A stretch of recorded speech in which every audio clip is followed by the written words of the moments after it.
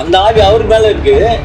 நான் பூசாரி, அதாவது உடுக்க அடிச்சு நான் கேட்டு சொல்றது. நான் ஒரு ஆவி, சில ஆவிகள் இருக்கு, நான் பேர் சொல்ல, அந்த ஆவிகள் வந்து அவங்க மேல அமர்ந்துச்சுன்னா அவங்க லேடிஸ் மாதிரி ஆயிடுவாங்க. நீங்க இந்த மாதிரிகள்லாம் போறது வந்து உங்க வீட்டாருக்கெல்லாம் ஈடுபாடு கிடையாது? ஈடுபாடு கிடையாது. ஒரே வாரத்துல ரத்தமா போயிட்டு பாத்ரூம்ல ஒரு வாரத்துக்குள்ள தேரப்புல சுத்துருவேன். ட்ரெயின் வரும்போது முன்ன ஓடணும், முடிஞ்ச வரைக்கும் ஓடலாம். நம்மளால முடியல, முடிஞ்ச வரைக்கும் ஓடுவோம். தூளா போயிடணும். நம்மளுடைய சரீரமே கிடைக்கூடாது. நம்ம முகம் நம்மளுக்கு அகோரமா இருக்கு. ஏன்னா நம்மள யாரும் பார்க்க வேண்டாம் இன்னும் சொல்லிட்டு ட்ராக் மேல போயிட்டே இருக்கேன். அப்படியே மேல பாயிற மாதிரி தெரிஞ்சு வண்டி, அந்த லைட் வெளிச்சம் காலையில இருட்டுல அப்படி பாயிற மாதிரி இருக்குது. செத்துட்டோன்னு கண்ணை மூடுனேன், அவ்வளவுதான். படா நேரம் பிடிச்சி இழுத்தான். ஒரு 2 ஸ்டெப் பேக். யாருன்னு கேட்டேன். உன்னை மீட்டு ரசிக்கு அந்த ஏசுன்னு சொன்னாங்க. அப்பா போயிட்டு எழுத்தா போல இருந்த அந்த புத்து, அந்த கடப்பறையை கொண்டு போய் குத்தி எல்லாத்தையும் எரிஞ்சு காலி பண்ணி தரமட்டமாக்கி விட்டேன். நான் புத்து உங்க அம்மா தங்கச்சி எல்லாம் டோட்டல் பண்ணி எல்லாருமே செத்துட்டு இருப்பீங்க. என்ன காப்பாத்தின ஆண்டவர் எல்லாரையும் காப்பாத்தி.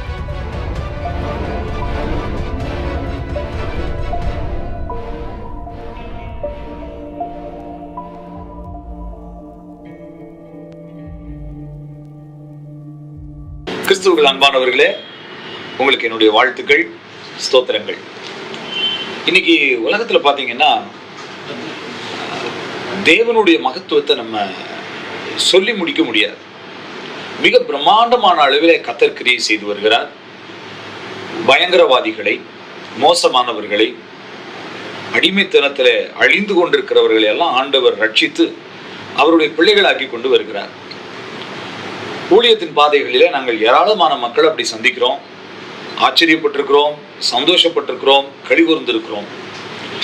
இங்கே இன்றைக்கு நம்முடைய மத்தியில ஒரு அருமையான கர்த்தருடைய தாசன் வந்திருக்கிறார்.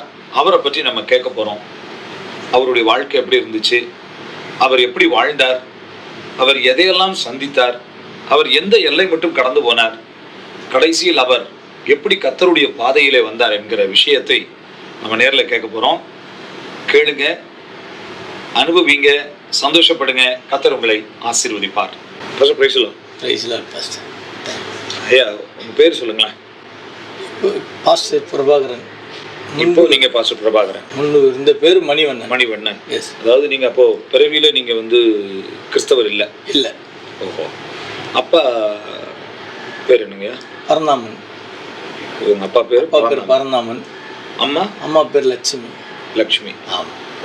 அப்ப நீங்க வந்து வேற ஒரு நம்பிக்கையில வாழ்ந்துட்டு இருந்தோம்.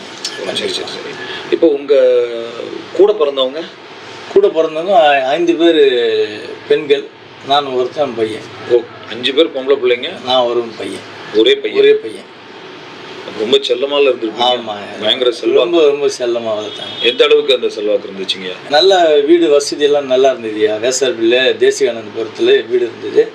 நிறைய மாடுகள்லாம் இருந்தது. வேலையாட்கள்லாம் இருந்தாங்க வீட்டில். அப்போ வந்து அந்த வெங்கல சொம்பில் பாலை கறந்து அப்படியே காசாமல் கொண்டு வந்து கொடுப்பாங்க, சூடாக குடிக்க சொல்லி. நல்லா பாசமாக வளர்த்தாங்க.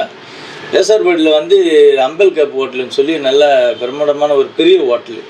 அந்த ஹோட்டலில் சார்ந்தா போல் ஒரு பால் கடை, பெரிய பால் கடை இருக்கும். அந்த பால் கடைக்கு நம்ம வீட்டில் இருந்து தான் மாட்டு பால் சப்ளை பண்ணுவோம்.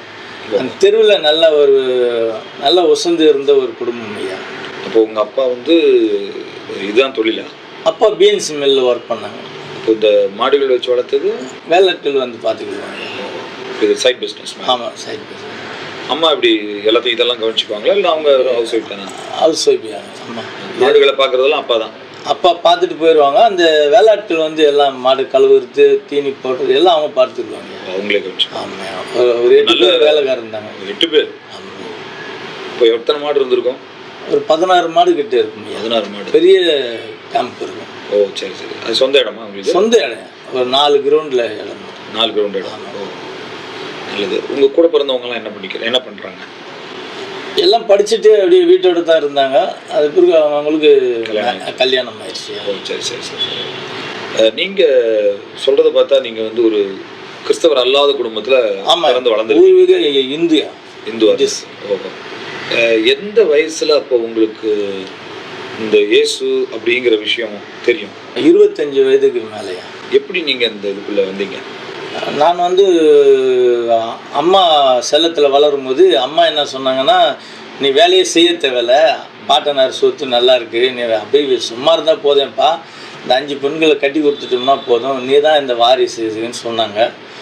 அதனால் ஒரு பெருமை எனக்குள்ளே வந்ததுனால சரி நம்ம எதுவும் வேலை செய்ய வேண்டியது இல்லைன்னு சொல்லி என்னுடைய பாட்டனார் வீடு வந்து ஒரு 1 கிலோமீட்டர் தொலைவில் இருக்கும்.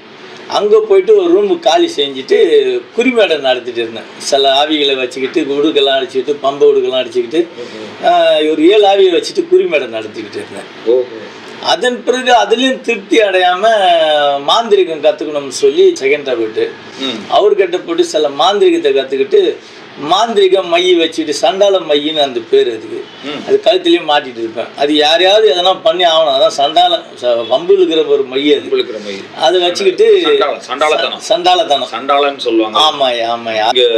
எதுக்காக அந்த மாதிரி செய்ய ஆரம்பிச்சிங்க? என்னமோ ஒரு ஏதாவது ஒரு பேர் எடுக்கணும், சும்மா ஒரு தற்பெருமைக்காக இது இறங்க முடியாது, சும்மா இறங்கினது. இது பெரிய தீவிரமாக கொண்டு போய் விட்டுச்சு. குறிமேடை வச்சிருந்தேன்னு சொன்னீங்கல்ல? ஆமாயா, பாட்டான் வீட்டில். ஆமாம் ஆமாயா. அது வந்து எதுக்கு போனேன், எது ஆரம்பிச்சிங்க? அது வந்து இந்த குறி கேட்க வருவாங்கய்யா. சரி, அந்த குறி கேட்க வர்றது உங்களை எப்படி அவங்க குறி கேட்க வந்தாங்க? என்ன ஒரு நேசமணின்னு ஒரு தம்பி இருந்தாங்க, ரங்கநாதபுரம் என்று சொல்லி என் தாத்தா வீட்டுக்கு பேக் சைடில் பாட்டனார் வீட்டுக்கு அங்கே நடத்திட்டு இருந்தாங்க. அங்கே உள்ளவங்களுக்கு எது பிரச்சனை ஆகி போய் எல்லாத்தையும் வெளியே எடுத்து வீசிட்டார் அந்த தலைவர். அந்த நேரம் தற்செயலாக நான் அங்கே போகும்போது வா நான் ரூம் கொடுக்குறேன்னு இட்டுட்டு வந்தது தான், அவ்வளோதான். அவங்க ஏற்கனவே குறி சொல்றவங்க அவர் மேல 7 ஆவி இருந்தது. சரி, அவர் மேல அந்த மாதிரி 7 ஆவி வச்சுட்டு இருந்தாங்க. அவரை கூட்டிட்டு வந்து நான் வச்ச போது நானும் பூசாரி ஆயிட்டேன். இப்படிதான் தள்ளப்பட்டது நான். அப்ப அவர் கொண்டு வந்து உங்களுக்கு அத என்ன வந்து நடத்த வச்சுட்டாரு. அவர் உங்களுக்கு கத்து கொடுத்தாரா இல்ல அந்த ஆவி உங்ககிட்ட வந்துருச்சா? அந்த ஆவி அவர் மேல இருக்கு, நான் பூசாரி, அதாவது உடுக்க அடிச்சு நான் கேட்டு சொல்றது. சரி சரி சரி. இதுல வந்து பாத்துட்டீங்கன்னா குறிமேடுன்னு சொல்லும் போது பார்த்தா சாதாரணமா ஒரு ஆவி உட்காந்து குறி சொல்ல முடியாதுயா, அது பலிக்காது. இது நாங்க என்ன செய்வோம்னு சொன்னா ஒரு பீடம் மாதிரி கட்டிட்டு ஒரு ஸ்லாப் 2க்கு வச்சுட்டு அதுக்குள்ள அந்த தலைச்சம் கை தகுடு மை எல்லாம் வச்சுட்டு மூடிட்டோம்னா தான் அந்த தகுடு மை பேசும் இந்த ஆவியோடு. இப்படி பார்த்தா போல இருப்பாங்க. பின் சைடு இருக்கிறவங்களுக்கு சொல்லுவாங்க, உங்கள் வீட்டில் ஒரு மாடு காணாத போயிடுச்சு, இந்த நம்பரில் இருக்குது, திருடிட்டு போனோம், வீட்டில் வேலைக்காரன் என்னட்டு இந்த ஆவிக்குள்ள அந்த தகுடு பேசும். சாதாரணமாக குறி சொல்ல முடியாதுயா, அது பலிக்காது. இந்த பீடத்து மேலே உட்கார வச்சு இப்போ இந்த நீங்கள் உடுக்கடிச்சு இதெல்லாம் சொல்கிறேன் நீங்கள்? ஆமாங்கய்யா. இந்த உடுக்கடிக்கிறது இதெல்லாம் வந்து ஒரு பாரம்பரியமா அப்படி வழக்கமா தானே கத்துக்கிட்டு வர்றாங்க? ஆமாயா ஆமா. நீங்க அப்படி உங்க குடும்பத்துல அப்படிப்பட்டவங்களா? இல்லையா, நான் கத்துக்கிட்டேன். நான் அவரோட அந்த குறி சொல்றதோட அவரு எனக்கு கற்றுக் கொடுத்தாரு. இந்த உடுக்கடிக்கிறது, உடுக்கடிக்கிட்டு இந்த பம்பை உடுக்க நல்லா அடிப்பேன் நான். அதுக்கு பம்பை உடுக்க நீங்க அங்க போய் கத்துக்கிட்டு அதுக்கப்புறம் இது அப்ப நீங்க வந்து அதை விளையாட்டுத்தனமா கத்துக்கிட்டீங்களா இல்லைன்னா? ஒரு விளையாட்டுத்தனமா கத்துக்கிட்டேன் நான். அதுல வந்து நோயினம்ன்ற ஒரு இன்வால்வ்மெண்ட் கிடையாது. என்னமோ நம்மளை பிரியா விட்டாங்களே அம்மா அப்படி சொன்னாங்களன்றதுனால அதுல போய் நோய்ஞ்சிட்டேன். டைம் பாசிங் போன போல போனது. தற்செயலா அந்த மந்திரவாதி என்றவர் ஒரு முறை கான்டாக்ட் ஆனாரு. அவர் என்ன சொன்னாருன்னா, இந்த ஆவியெல்லாம் நான் கட்டி விடுவேன், இதெல்லாம் ஏன் கிட்ட இருக்குது, டப்பால புடிச்சு போட்டு வச்சிருக்கிறேன்னு சொன்னாருங்க. அதன் பிறகு நீங்க இந்த குறி சொல்றத அந்த ஆவியெல்லாம் எங்களுக்கு அடிமை, மந்திரவாதிக்கு தான் அடிமை. சரி சரி. நாங்க சொன்னா இப்ப பாருங்கன்னு சொல்லி என்னுடைய குறி சொல்ற ஆவியை வாய் கட்டிட்டாரு. சரியா போச்சு, பேசல. அப்புறம் தான் சரி இதை விட இவருக்கு தான் சக்தி இருக்குது போல் தெரிஞ்சு அவர்கிட்ட ஒரு சீடனா சேர்ந்து அவர்கிட்ட சில ரொம்ப நாளாச்சு அவர் சொல்லி கொடுக்கல, ஒரு 2-3 வருஷத்துக்கு எதுவும் சொல்லி கொடுக்கவே இல்லை. அதன் பிறகு எல்லா மாந்திரிகத்தையும் கற்றுக் கொடுத்தாரு. அதன்படி நாம செகண்ட் ரேபிட் போயிட்டு வந்தோம். ஆமா, போயிருந்தேன். அப்பப்போ வருவாரு. இப்போ சமீபத்தில் மறிச்சிட்டாரு, ரொம்ப ஏஜ் ஆயிடுச்சு. ஆனா வந்து போவாருங்க. வந்து போனாருன்னா செல்வாக்கு இருந்துச்சு, நல்ல மதிப்பு இருந்தது. ரெண்டாவது வந்து அவருக்கு நம்ம எல்லாம் கன்வென்ஸ் எல்லாம் பண்ணி ரூம்லாம் எடுத்து விட்டு நல்லபடியாக அனுப்புவோம். அந்த ஊர்ல அவருக்கு நல்ல மதிப்பு இருக்கும். நிறைய இடங்கள்ல கூப்பிட்டு போவாங்க அவரை. அவர்கிட்ட தான் நீங்க இப்ப இந்த மாந்திரிகம் கத்துக்கிட்டு இந்த மாந்திரிகத்தில் ஈடுபட்டேன். அதுல நீங்க எந்த அளவுக்கு வளர்ந்தீங்க? அதில் ரொம்ப இம்ப்ரூவ்மெண்ட் ஆனேன் நான். எப்படின்னா நிறைய ஆட்கள் வருவாங்க. இதில் வந்து பார்த்தீங்கன்னா ஸோ வந்து தான் துட்டு கொடுத்து சூன்யம் வச்சுக்கிறாங்கன்னு சொல்லுவாங்க. அது யாருக்கும் விளக்கம் தெரியாது. அது என்னன்னு சொன்னால் நல்ல ஒரு பிக்காக வந்தாங்கன்னு வச்சிங்களேன், நல்லா ரிச் பீப்புள் காரில் இருக்கிறல நம்ம ஆட்கள் ஒரு 10 பேர் இருப்பானுங்க, கூலிப்படை மாதிரி உட்காந்துருப்பானுங்க. அவங்க பின்னாடி போகும்போது செப்பல் இங்கேயே கயிட்டுருங்க, கார்லேயே கயிட்டுருங்கன்னு சொல்லுவானுங்க. ஏங்க அங்கே இருக்க லாங்கில் இல்லை இங்கே கழட்டிடுங்க, சாமியார் திட்டுவார் போகப்படுவார். அங்கே கழட்டிட்ட உடனே அந்த மணல் கொட்டி இருக்கிற காலை வச்சோன்னா அந்த மண்ணை அள்ளிடுவாங்க. அள்ளி கொண்டு வந்து எண்ணுக்கிட்ட கொடுத்துருவாங்க பேப்பரில் மடித்து. இதுதான் அந்த துட்டு கொடுத்து தானே சூன்யம் வச்சுக்கிறது. முதல்ல நாங்கள் யாருக்கு சூன்யம் பண்ணுவோம்னா அவங்களுக்கு தான் பண்ணுவோம், வரவங்களுக்கு தான் பண்ணுவோம். பண்ணிவிட்டு அவங்கள கட்டி வச்சிருவோம். அப்போ எங்களுக்கு தேவையான அளவுக்கு அவங்க வந்துக்கிட்டே இருப்பாங்க. நம்ம கூப்பிட வேண்டியதே கிடையாது, அவங்களே வந்துடுவாங்க. அவங்களுக்கு வீட்டில் வேலையாட்கள் இருந்தால் கூட நமக்கு பணிவிடை செய்ய வந்துடுவாங்க. மதியம் கரெக்டாக 11:30 மணி ஆகிட்டா சாப்பாடு டிஃபன் அடக்கு எல்லாம் தூக்கிட்டு வந்துடுவாங்க. போகும்போது கை நிறைய பணம் கொடுத்துட்டு போவாங்க. அதனால நம்ம சூன்யம் பண்ணுறது அவங்களுக்கு தான். ஐயா ரெண்டாவது வந்து ஏதாவது பிசாசு பிடிச்சதுன்னு வரும்போது பார்த்திங்கன்னா அவன் நினச்சிக்காங்க நம்ம ஓட்டிடுவோன்னு சொல்லி. கிடையாதுயா, அந்த பிசாசை விட ஒரு பெரிய பிசாசு எங்ககிட்ட இருக்கும். அதை கொண்டு வந்து அந்த தகுடில் எழுதி தகுடை கீழே விட்டோம்னா மீன் போல் ஓடணும். அது உயிர் இருக்கணும். ரத்தம்லாம் கொடுப்போம். என் காலெல்லாம் பார்த்தா வெட்டு இருக்கும். ரத்தம் கொடுத்தோடனே அந்த தகுடு வந்து மீன் போல் ஓடும். அப்போ பிடிச்சி அந்த அந்த பீடிங்குள்ளே சொருவி அந்த குளிச்சத்தை மடித்து இடுப்பில் கட்டிட்டோம்னா இப்போ இட்டுட்டு வந்தது ஒரு பேய்னா இப்போ துட்டை கொடுத்துட்டு இன்னொரு பேயை எடுத்துகிட்டு போகிறாங்க. அவங்களுக்கு தெரியாது. சரி, இந்த பேயை அந்த பேய் ஓவர்டேக் பண்ணிடும். ஓவர்டேக் பண்ணி அமைதியாக இருந்தால் அடக்கி வைக்கும். ஆனால் ஒன்று சொல்லுவோம், இந்த பன்னிக்கறி எதுவும் சாப்பிடாதீங்க, இந்த வீட்டு தூரம் இருக்கிறது எதுவும் துணிகினி மேலே படக்கூட சுத்தமாக பார்த்துக்கிடுங்க, அந்த குளிச்சத்துக்கு வந்து சாம்பிராணி போக அதெல்லாம் கொஞ்சம் போட்டுக்கிடுங்க. எதுக்குன்னுவாங்க, அதெல்லாம் சொல்லலை, நீங்கள் சொல்கிறபடி செய்யுங்க அப்படின்னு சொல்லிடுவோம். சப்போஸ் அவங்க அதுக்கு மாறாக பண்ணாங்கன்னா 2 ஆவியும் கிளப்பிக்கும். அதன் பிறகு என்னாலையும் காப்பாற்ற முடியாது. மந்திரவாதியுடைய வேலையா எப்படியாப்பட்ட மந்திரவாதியா கூட இருக்கட்டும் ஐயா, தொட்டனா எல்லாரும் எனக்கு ஃப்ரெண்டுங்க தான். எப்படியாப்பட்ட மந்திரவாதியில கட்ட தான் தெரியும், கட்ட அவிக்கவே முடியாது. இப்ப நான் கிறிஸ்துக்குள்ள வந்த பிறகு ஆண்டவராக இயேசு கிறிஸ்து ஒருத்தர் அந்த கட்டை அவிக்க வராது. வேற யாராலையும் முடியாது, எந்த மந்திரவாதிலையும் முடியாது. கட்ட முடியும், கெடுதல் செய்ய முடியும், நல்லது செய்ய முடியாது. ஆமாங்க ஐயா. இந்த மந்திரவாதிகள் இதெல்லாமே வந்து ஒரு லாப நோக்கத்துக்காக ஏதோ செய்யறாங்க. ஆனா அந்த காசு ₹10 கூட நிக்காதியா. நிக்காது. குடும்பத்துல சமாதானம் இருக்காது. குடும்பத்துல பிள்ளைங்கள எல்லாம் பிரிஞ்சு போயிடுவாங்க. சேராது. குடும்பம் ஒண்ணா இருக்கு, சேராது. ஏன்னா அந்த குடும்பத்தை சேர்த்தா அந்த ஆவிகளுக்கு வேலை இல்லாத போயிடும். அதனால சேர விடாத பார்க்கும். இந்த குறிமடையில கூட பார்த்துக்கிட்டீங்களா, ரொம்ப தீவிரமாக கொண்டு போனோம்னா ஒரு ஆவி, சில ஆவிகளுக்கு நான் பேர் சொல்ல விரும்பல, அந்த ஆவிகள் வந்து அவங்க மேலே அமர்ந்துச்சுன்னா அவங்க லேடிஸ் மாதிரி ஆயிடுவாங்க. அவங்க கல்யாணம் பண்ணி என்னென்ன இருந்தோம் அப்படிதான் ஆகிட்டான். கல்யாணம் பண்ணிக்க மாட்டான், பேச்சு மாறிடும், லேடிஸ் வாய்ஸில் பேசுவாங்க, யாரோட சேர மாட்டாங்க. லேடிஸ் எங்கே உட்காந்துருக்காங்களோ அந்த கும்பலில் தான் போய் இவங்க நடுவாக உட்காருவாங்க. அப்படி பண்ணிவிடும் அது. ஏன்னா இவன் ஏதாவது மேரேஜ் பண்ணிட்டு போயிட்டான்னா நமக்கு யாருன்னு சொல்லி அப்படி பைண்ட் பண்ணிவிடுவாங்க. அது ஆமாய்யா, அப்படி வச்சு. இந்த மாந்திரிகம் இதிலெல்லாம் நீங்கள் போயிட்டு அதில் நல்லா சம்பாதிச்சிருப்பீங்கல்ல, நிறைய காசு வருமே. அதான் நிற்காதுன்னு சொல்கிறேன். கூட இருக்காங்கல்ல, ஆமாம், அவனுங்கெல்லாம் அந்த தண்ணி எண்ணி போடுற ஆட்கள் தான் அவனுங்க. அதனால பிரித்து கொடுத்துருச்சு காசு. எனக்கு தேவை கிடையாது, என்ன வீட்டில் சேர்க்காத அளவுக்கு ஆகிப்போச்சு. எவ்வளோ சொல்லி பார்த்தா. நீங்க இந்த மாந்திரிகள்லாம் போறது வந்து உங்க வீட்டாருக்கெல்லாம் ஈடுபாடு கிடையாது. வேணா நாங்கள் நம்ம எதுக்குப்பா அடுத்தவங்களுக்கு நம்ம ஏன் கெடுத்துச்சு, நம்ம நல்லா இருக்கிறோம், ஏதோ இறைவன் நல்லா வச்சுன்னு இருக்கிறாருன்னு சொல்லிட்டு நம்பிட்டு எடுத்தா போல வேப்ப மரத்தாண்ட ஒரு பெரிய பாம்பு புத்து இருக்கும் ஐயா. அந்த பாம்பு வீட்டுக்குள்ள வந்து போகும். வீட்டுக்குள்ள வந்து போகும். இந்த நேரத்தில் வந்து எனக்கு என்னுடைய அம்மாவுக்கு வந்து கடைசியாக ஒரு பொண்ணு பிறந்தது வந்து பாம்பு உருவத்தில் பிறந்துச்சு. அது எப்படி பாம்பா மாதிரியே நாக்கு இப்படி இப்படி இப்படி இப்படி பண்ணும். புதன்கிழமையானா கத்தம், பேச்சு வராது. அப்படியே நழுவி போயிட்டு வாஸ்கட்டாண்டு போய் தலையை வச்சுட்டு படகும். ட்ரெஸ் போடலாம் ரொம்ப கஷ்டப்பட்டோம். பெரிய பொண்ணு ஆகிட்டு கூட ரொம்ப கஷ்டப்பட்டோம் அந்த நேரத்தில். அப்போது அது கத்தும் போது ரொம்ப கஷ்டப்பட்டேன். அப்போ என்னுடைய தாயார் என்ன பண்ணுவாங்கன்னா அந்த பாம்பு புத்தாண்டை போயிட்டு அந்த பால் முட்டையெல்லாம் வச்சுட்டு வந்தால் தான் இது அடங்கும். அது வரலாம் கத்தும். இரவுல நல்லா அந்த பாம்பு ஏறி வீட்டுக்குள்ளேருந்து 10 நிற்கல விடும். அப்பா அடிக்க வாங்கினாருன்னா ஏதாவது எடுத்து 3 முறை சத்தியம் அடிக்கும், நான் எதுவும் பண்ண வரல, அதை புரிஞ்சுக்கிறோம். இந்த பொண்ணை பார்க்க வந்துக்கிறேன்னு கொஞ்ச நேரம் நல்லா அப்படி பார்த்துட்டு அது வந்தால் இதுவும் நல்லா விளையாடும். உருளும், இப்படி உருளும், அப்படி உருளும். ரொம்ப கொடுமையான சூழ்நிலை தான் இருந்தாங்க எந்தில் இருக்கும்போது கூட.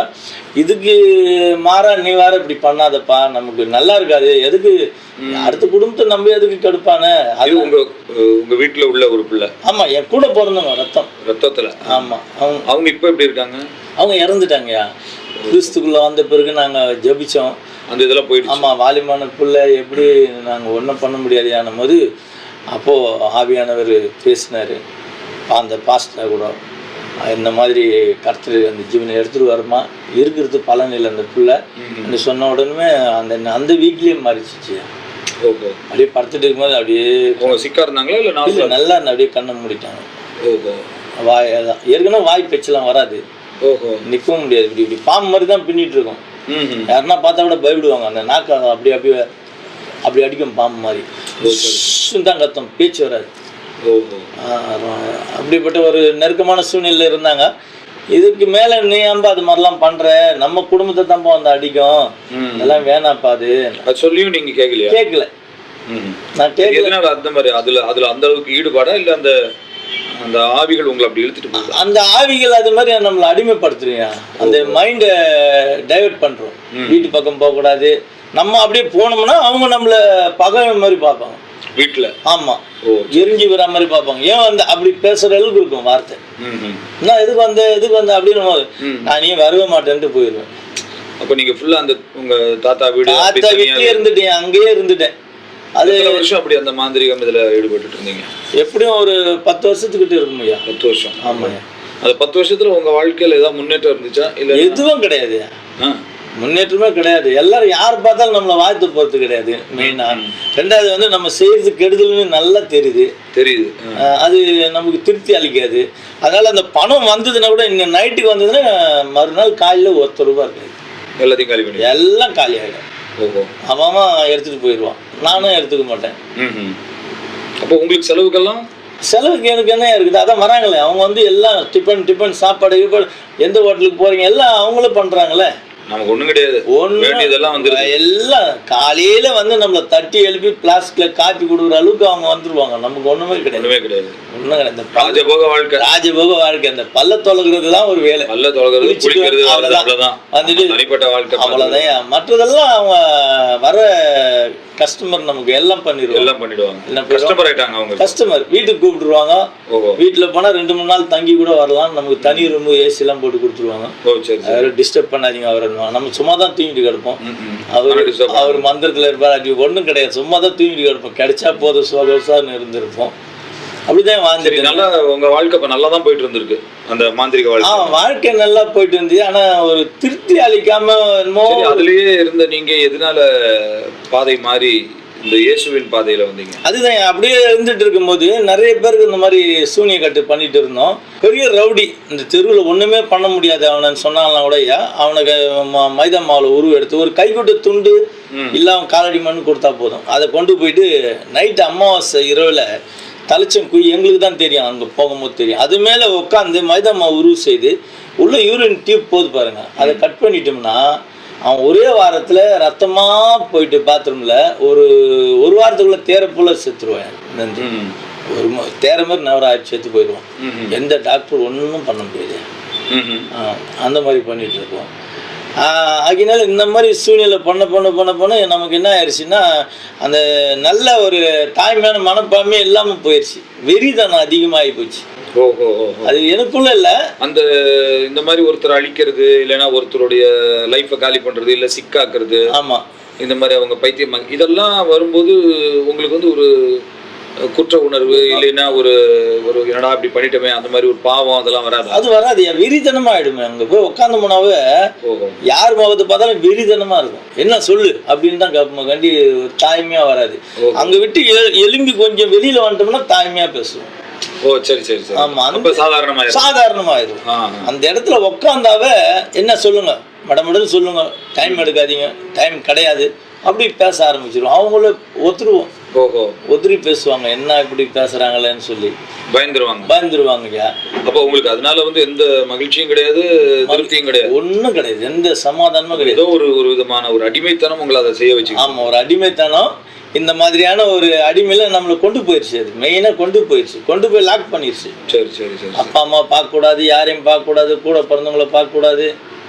சரி, அப்புறம் எப்படி உங்க வாழ்க்கையில இன்னைக்கு நீங்க வேற ஒரு பாதையில பயணம் பண்ணிட்டு இருக்கீங்க? ஆமா, அப்ப அது பிறகுயா நான் ரட்சிப்புக்குள்ள வந்து ஒரு ஸ்டேஜ் இந்த மாதிரி நிறைய செய்வினை பண்ணிட்டு இருந்தேன். அதுக்கு அடுத்தபடி பாருங்க, ஒரு குடும்பமே சந்தோஷமா இருக்குதுன்னு சொன்னா அவங்க காலடி மண்ணுங்களை எடுத்து வந்து கொடுத்தாங்கன்னா அது வேலைப்பாடு பண்ணி ஓடுற தண்ணியில கரைச்சி விட்டோம்னா குடும்பமே பராமரிக்கப்படும், வீடே தரிசாயிடும். வீடு ஒண்ணுமே இல்லாத தரமட்டமா போயிருமையா. குடும்பத்துல டெய்லி சண்டை நடக்கும், சமாதானமா குடும்பம் தான் அவங்க. நல்ல டெய்லி அடிச்சுன்னு பொருளுவாங்க, அப்பா அம்மா ஃபுல்லா அடிச்சுப்பாங்க, அடிச்சு இடிச்சு பொருண்டு எல்லாத்தையும் விட்டுட்டு போயிடுவாங்க. அந்த இடமே யாரோ அபகரிக்கிற நிலைமைக்கு போயிடும். ஓ சரி சரி. அது குடும்பத்துக்கு செய்யற செய்வினை. இந்த மாதிரி பல விதமான செய்வினை செய்து நிறைய குடும்பங்களை நாசத்துக்கு தள்ளப்பட்டது. ஆனாலும் இன்னும் வெறியாடுங்களா அந்த நேரத்துக்கு இன்னும் யாராவது வருவாங்களா, ஏன்னா இன்னும் கொஞ்சம் கொஞ்சமா செஞ்சு இன்னும் பெரிய மகிழ்ச்சி ஆடினா அதுலதான் மகிழ்ச்சி இருந்தது. ஓ சரி சரி சரி. ஓ, ஒருத்தரை கெடுக்கிறதுல மகிழ்ச்சி, ஒரு குடும்பம் நாசமாகறதுல மகிழ்ச்சி, ஒருத்தன் செத்து போறதுல மகிழ்ச்சி. ஓ, அப்படி அந்த சந்தோஷத்துல போயிட்டு இருந்தது. ஏன்னா பணம் வந்த உடனே இவனுங்க அப்படியே பாகம் பண்ணிட்டு போயிடுவாங்க, எல்லாம் பிரிச்சுக்கிட்டு போயிடுவாங்க. அதனால அவனுங்களும் என்னை விட்டு போக மாட்டானுங்க. ஆமா, டெய்லி பணம் கிடைக்குது. ரெண்டாவது எனக்கு ஆட்கள் வேணும். அதனால நிறைய ஆட்கள் வருவாங்க. எந்த வீட்டுக்கு போனாலும் இந்த மாதிரி ஒரு மாந்திரிகம் பண்ணுறோம், வீடு நல்லா ஆயிடுன்னு சொன்னோம்னா உடனே போய்ட்டு ஓம கொண்டு ஏற்றிடுவோம். இந்த கல்லெல்லாம் கட்டி உள்ளே வந்து 9 நவதானியம் சமத்துக்கெல்லாம் போட்டு எரிய விட்டுருவோம். எரிய விடும் போது பார்த்துக்கிட்டிங்கன்னா அந்த சனலெல்லாம் அடைச்சிடுவோம், புகை வெளியே போகக்கூடாதுன்னு சொல்லி. ஏன்னா புகை வெளியே போனால் 4 பேர் வந்துட்டாங்கன்னா அதை ஊரை ஏமாற்றவனுங்க, அவனை போய் அப்படின்றவாங்களேன்னு சொல்லி சனலை அடிச்சிடுவோம். உள்ளே தண்ணி கொட்ட வைப்பாங்க அவங்க. இதுக்கு முன்னே என்ன செய்வாங்கன்னா இந்த 10 பேர் வச்சுருக்கும் பாருங்க, இவங்கள வந்து இந்த வீட்டுக்கு யாரெல்லாம் விரோதி அதை போய் நீங்கள் கண்டுட்டு வந்துருன்னு சொல்லுவோம். இவனுங்க போயிட்டு அந்த தெரு ஃபுல்லாக விசாரிச்சுட்டு பேரை எழுதிட்டு வந்துடுவாங்க. எழுதிட்டு வந்தவொடனே நம்பர் 1 நம்பர் 2ன்னு போட்டு தகடில் நான் எழுதுவேன். தகடில் எழுதிட்டு அந்த பையில் வச்சுப்பேன், சைடு பையில் வச்சுக்கிட்டு கண் கட்டி மையம் ஒன்று இருக்குது, செகண்டில் அப்படி கண்ணு அது கட்டி அது திறந்துடும்.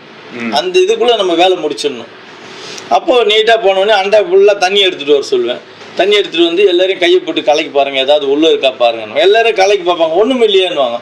பார்த்துட்டிங்களா, டவுட் எதுவும் இல்லைல்ல, சரி உங்களுக்கு யார் விரோதின்னு இந்த அண்டா தண்ணியில் வரும் அப்படின்னு சொல்லி விட்டுருவோம். சட்டுன்னு அந்த கண்ணு கட்டுற மையில் வேலை பண்ணோடனே அப்படின்ற நேரத்தில் தகடெல்லாம் உள்ளே போட்டுருவேன். போட்டுட்டு கொஞ்சம் சவுட்டி விட்டுருவேன். இப்போ போட்டு பாருங்கள் என்ன இருக்கான்னா ஒன்று ஒன்றா எடுப்பாங்க பாருங்கள், அந்த பேரெல்லாம் அப்படியே வரும் அந்த தெருவில். புட்டு வைக்கிறாரு, கரெக்டாக இருக்க, இவன் தான் எனக்கு நேரு விரோதி, இவன் கரெக்டாக. இந்த மாதிரி அந்த ஆளு வந்து அந்த மாந்திரிகத்தையும் பயன்படுத்தி கொஞ்சம் மக்களை முட்டாளாக்குற மேஜிக் மாதிரி அந்த 10 பேர் எனக்கு அதுக்கு தான் அவங்களுக்கு சம்பளம் கொடுக்குறது. இன்னார் எங்கே இருக்காங்க போய் பார்த்துட்டு வா, நாளைக்கு அவங்கள பற்றி ஃபுல் டீட்டெயில் நான் சொல்லணும், இங்கே உட்காந்து விடணும்னு. அந்த மாதிரி சொல்லும் போது மை வந்து நிறைய வேலை செய்யாதியா, கொஞ்சம் மேஜிக்காக பண்ணோம்னா தான் அவங்களை ஜனங்களை நம்ப வைக்க முடியும். அந்த மாதிரி பண்ணிட்டு இது வந்து மையினும் போது பார்த்துக்கிட்டிங்கன்னா நம்ம காலை கையை அறுத்து ரத்தம் விட்டால் தான் அந்த ஆவிங்க வேலை செய்யும். நம்ம ரத்தம் வேணும், அதுக்கு விட்டால் தான் வேலை செய்யும். அதனால நம்ம ஒன்றும் பண்ண முடியாது. ஸோ இந்த மாதிரி கொஞ்சம் மேஜிக் மாதிரி அந்த ஆட்கள் அனுப்பி வச்சு அவங்க போயிட்டு எல்லாத்தையும் விசாரிச்சுட்டு வந்துருவாங்க. அவங்க குடும்பத்தில் யார் யார் இறந்தாங்க, சூசைட் பண்ணிக்கிட்டாங்க, திகிலான வார்த்தையெல்லாம் கேட்டு வந்துருவானுங்க. அப்போ அவங்களுக்கு சொன்னால் எப்படி இருக்கும், இந்த மாதிரி ஆயிடும். அது பிறகு இறந்துட்டவங்களை வழுக்கில் வர வைக்கிறோம்னு சொல்லுவோம். அதெல்லாம் சும்மா தான், அதெல்லாம் அந்த ஜனங்க நம்பிடுவாங்க. நல்லா மைதா மாவுல பெரிய இது பண்ணிட்டு நடுவில் குழி பண்ணி எண்ணெயை ஊற்றிட்டு பெரிய திரியை வச்சுட்டோம்னா அது காற்றுல எப்படி இருந்தாலும் அசையத்தானே செய்யும்.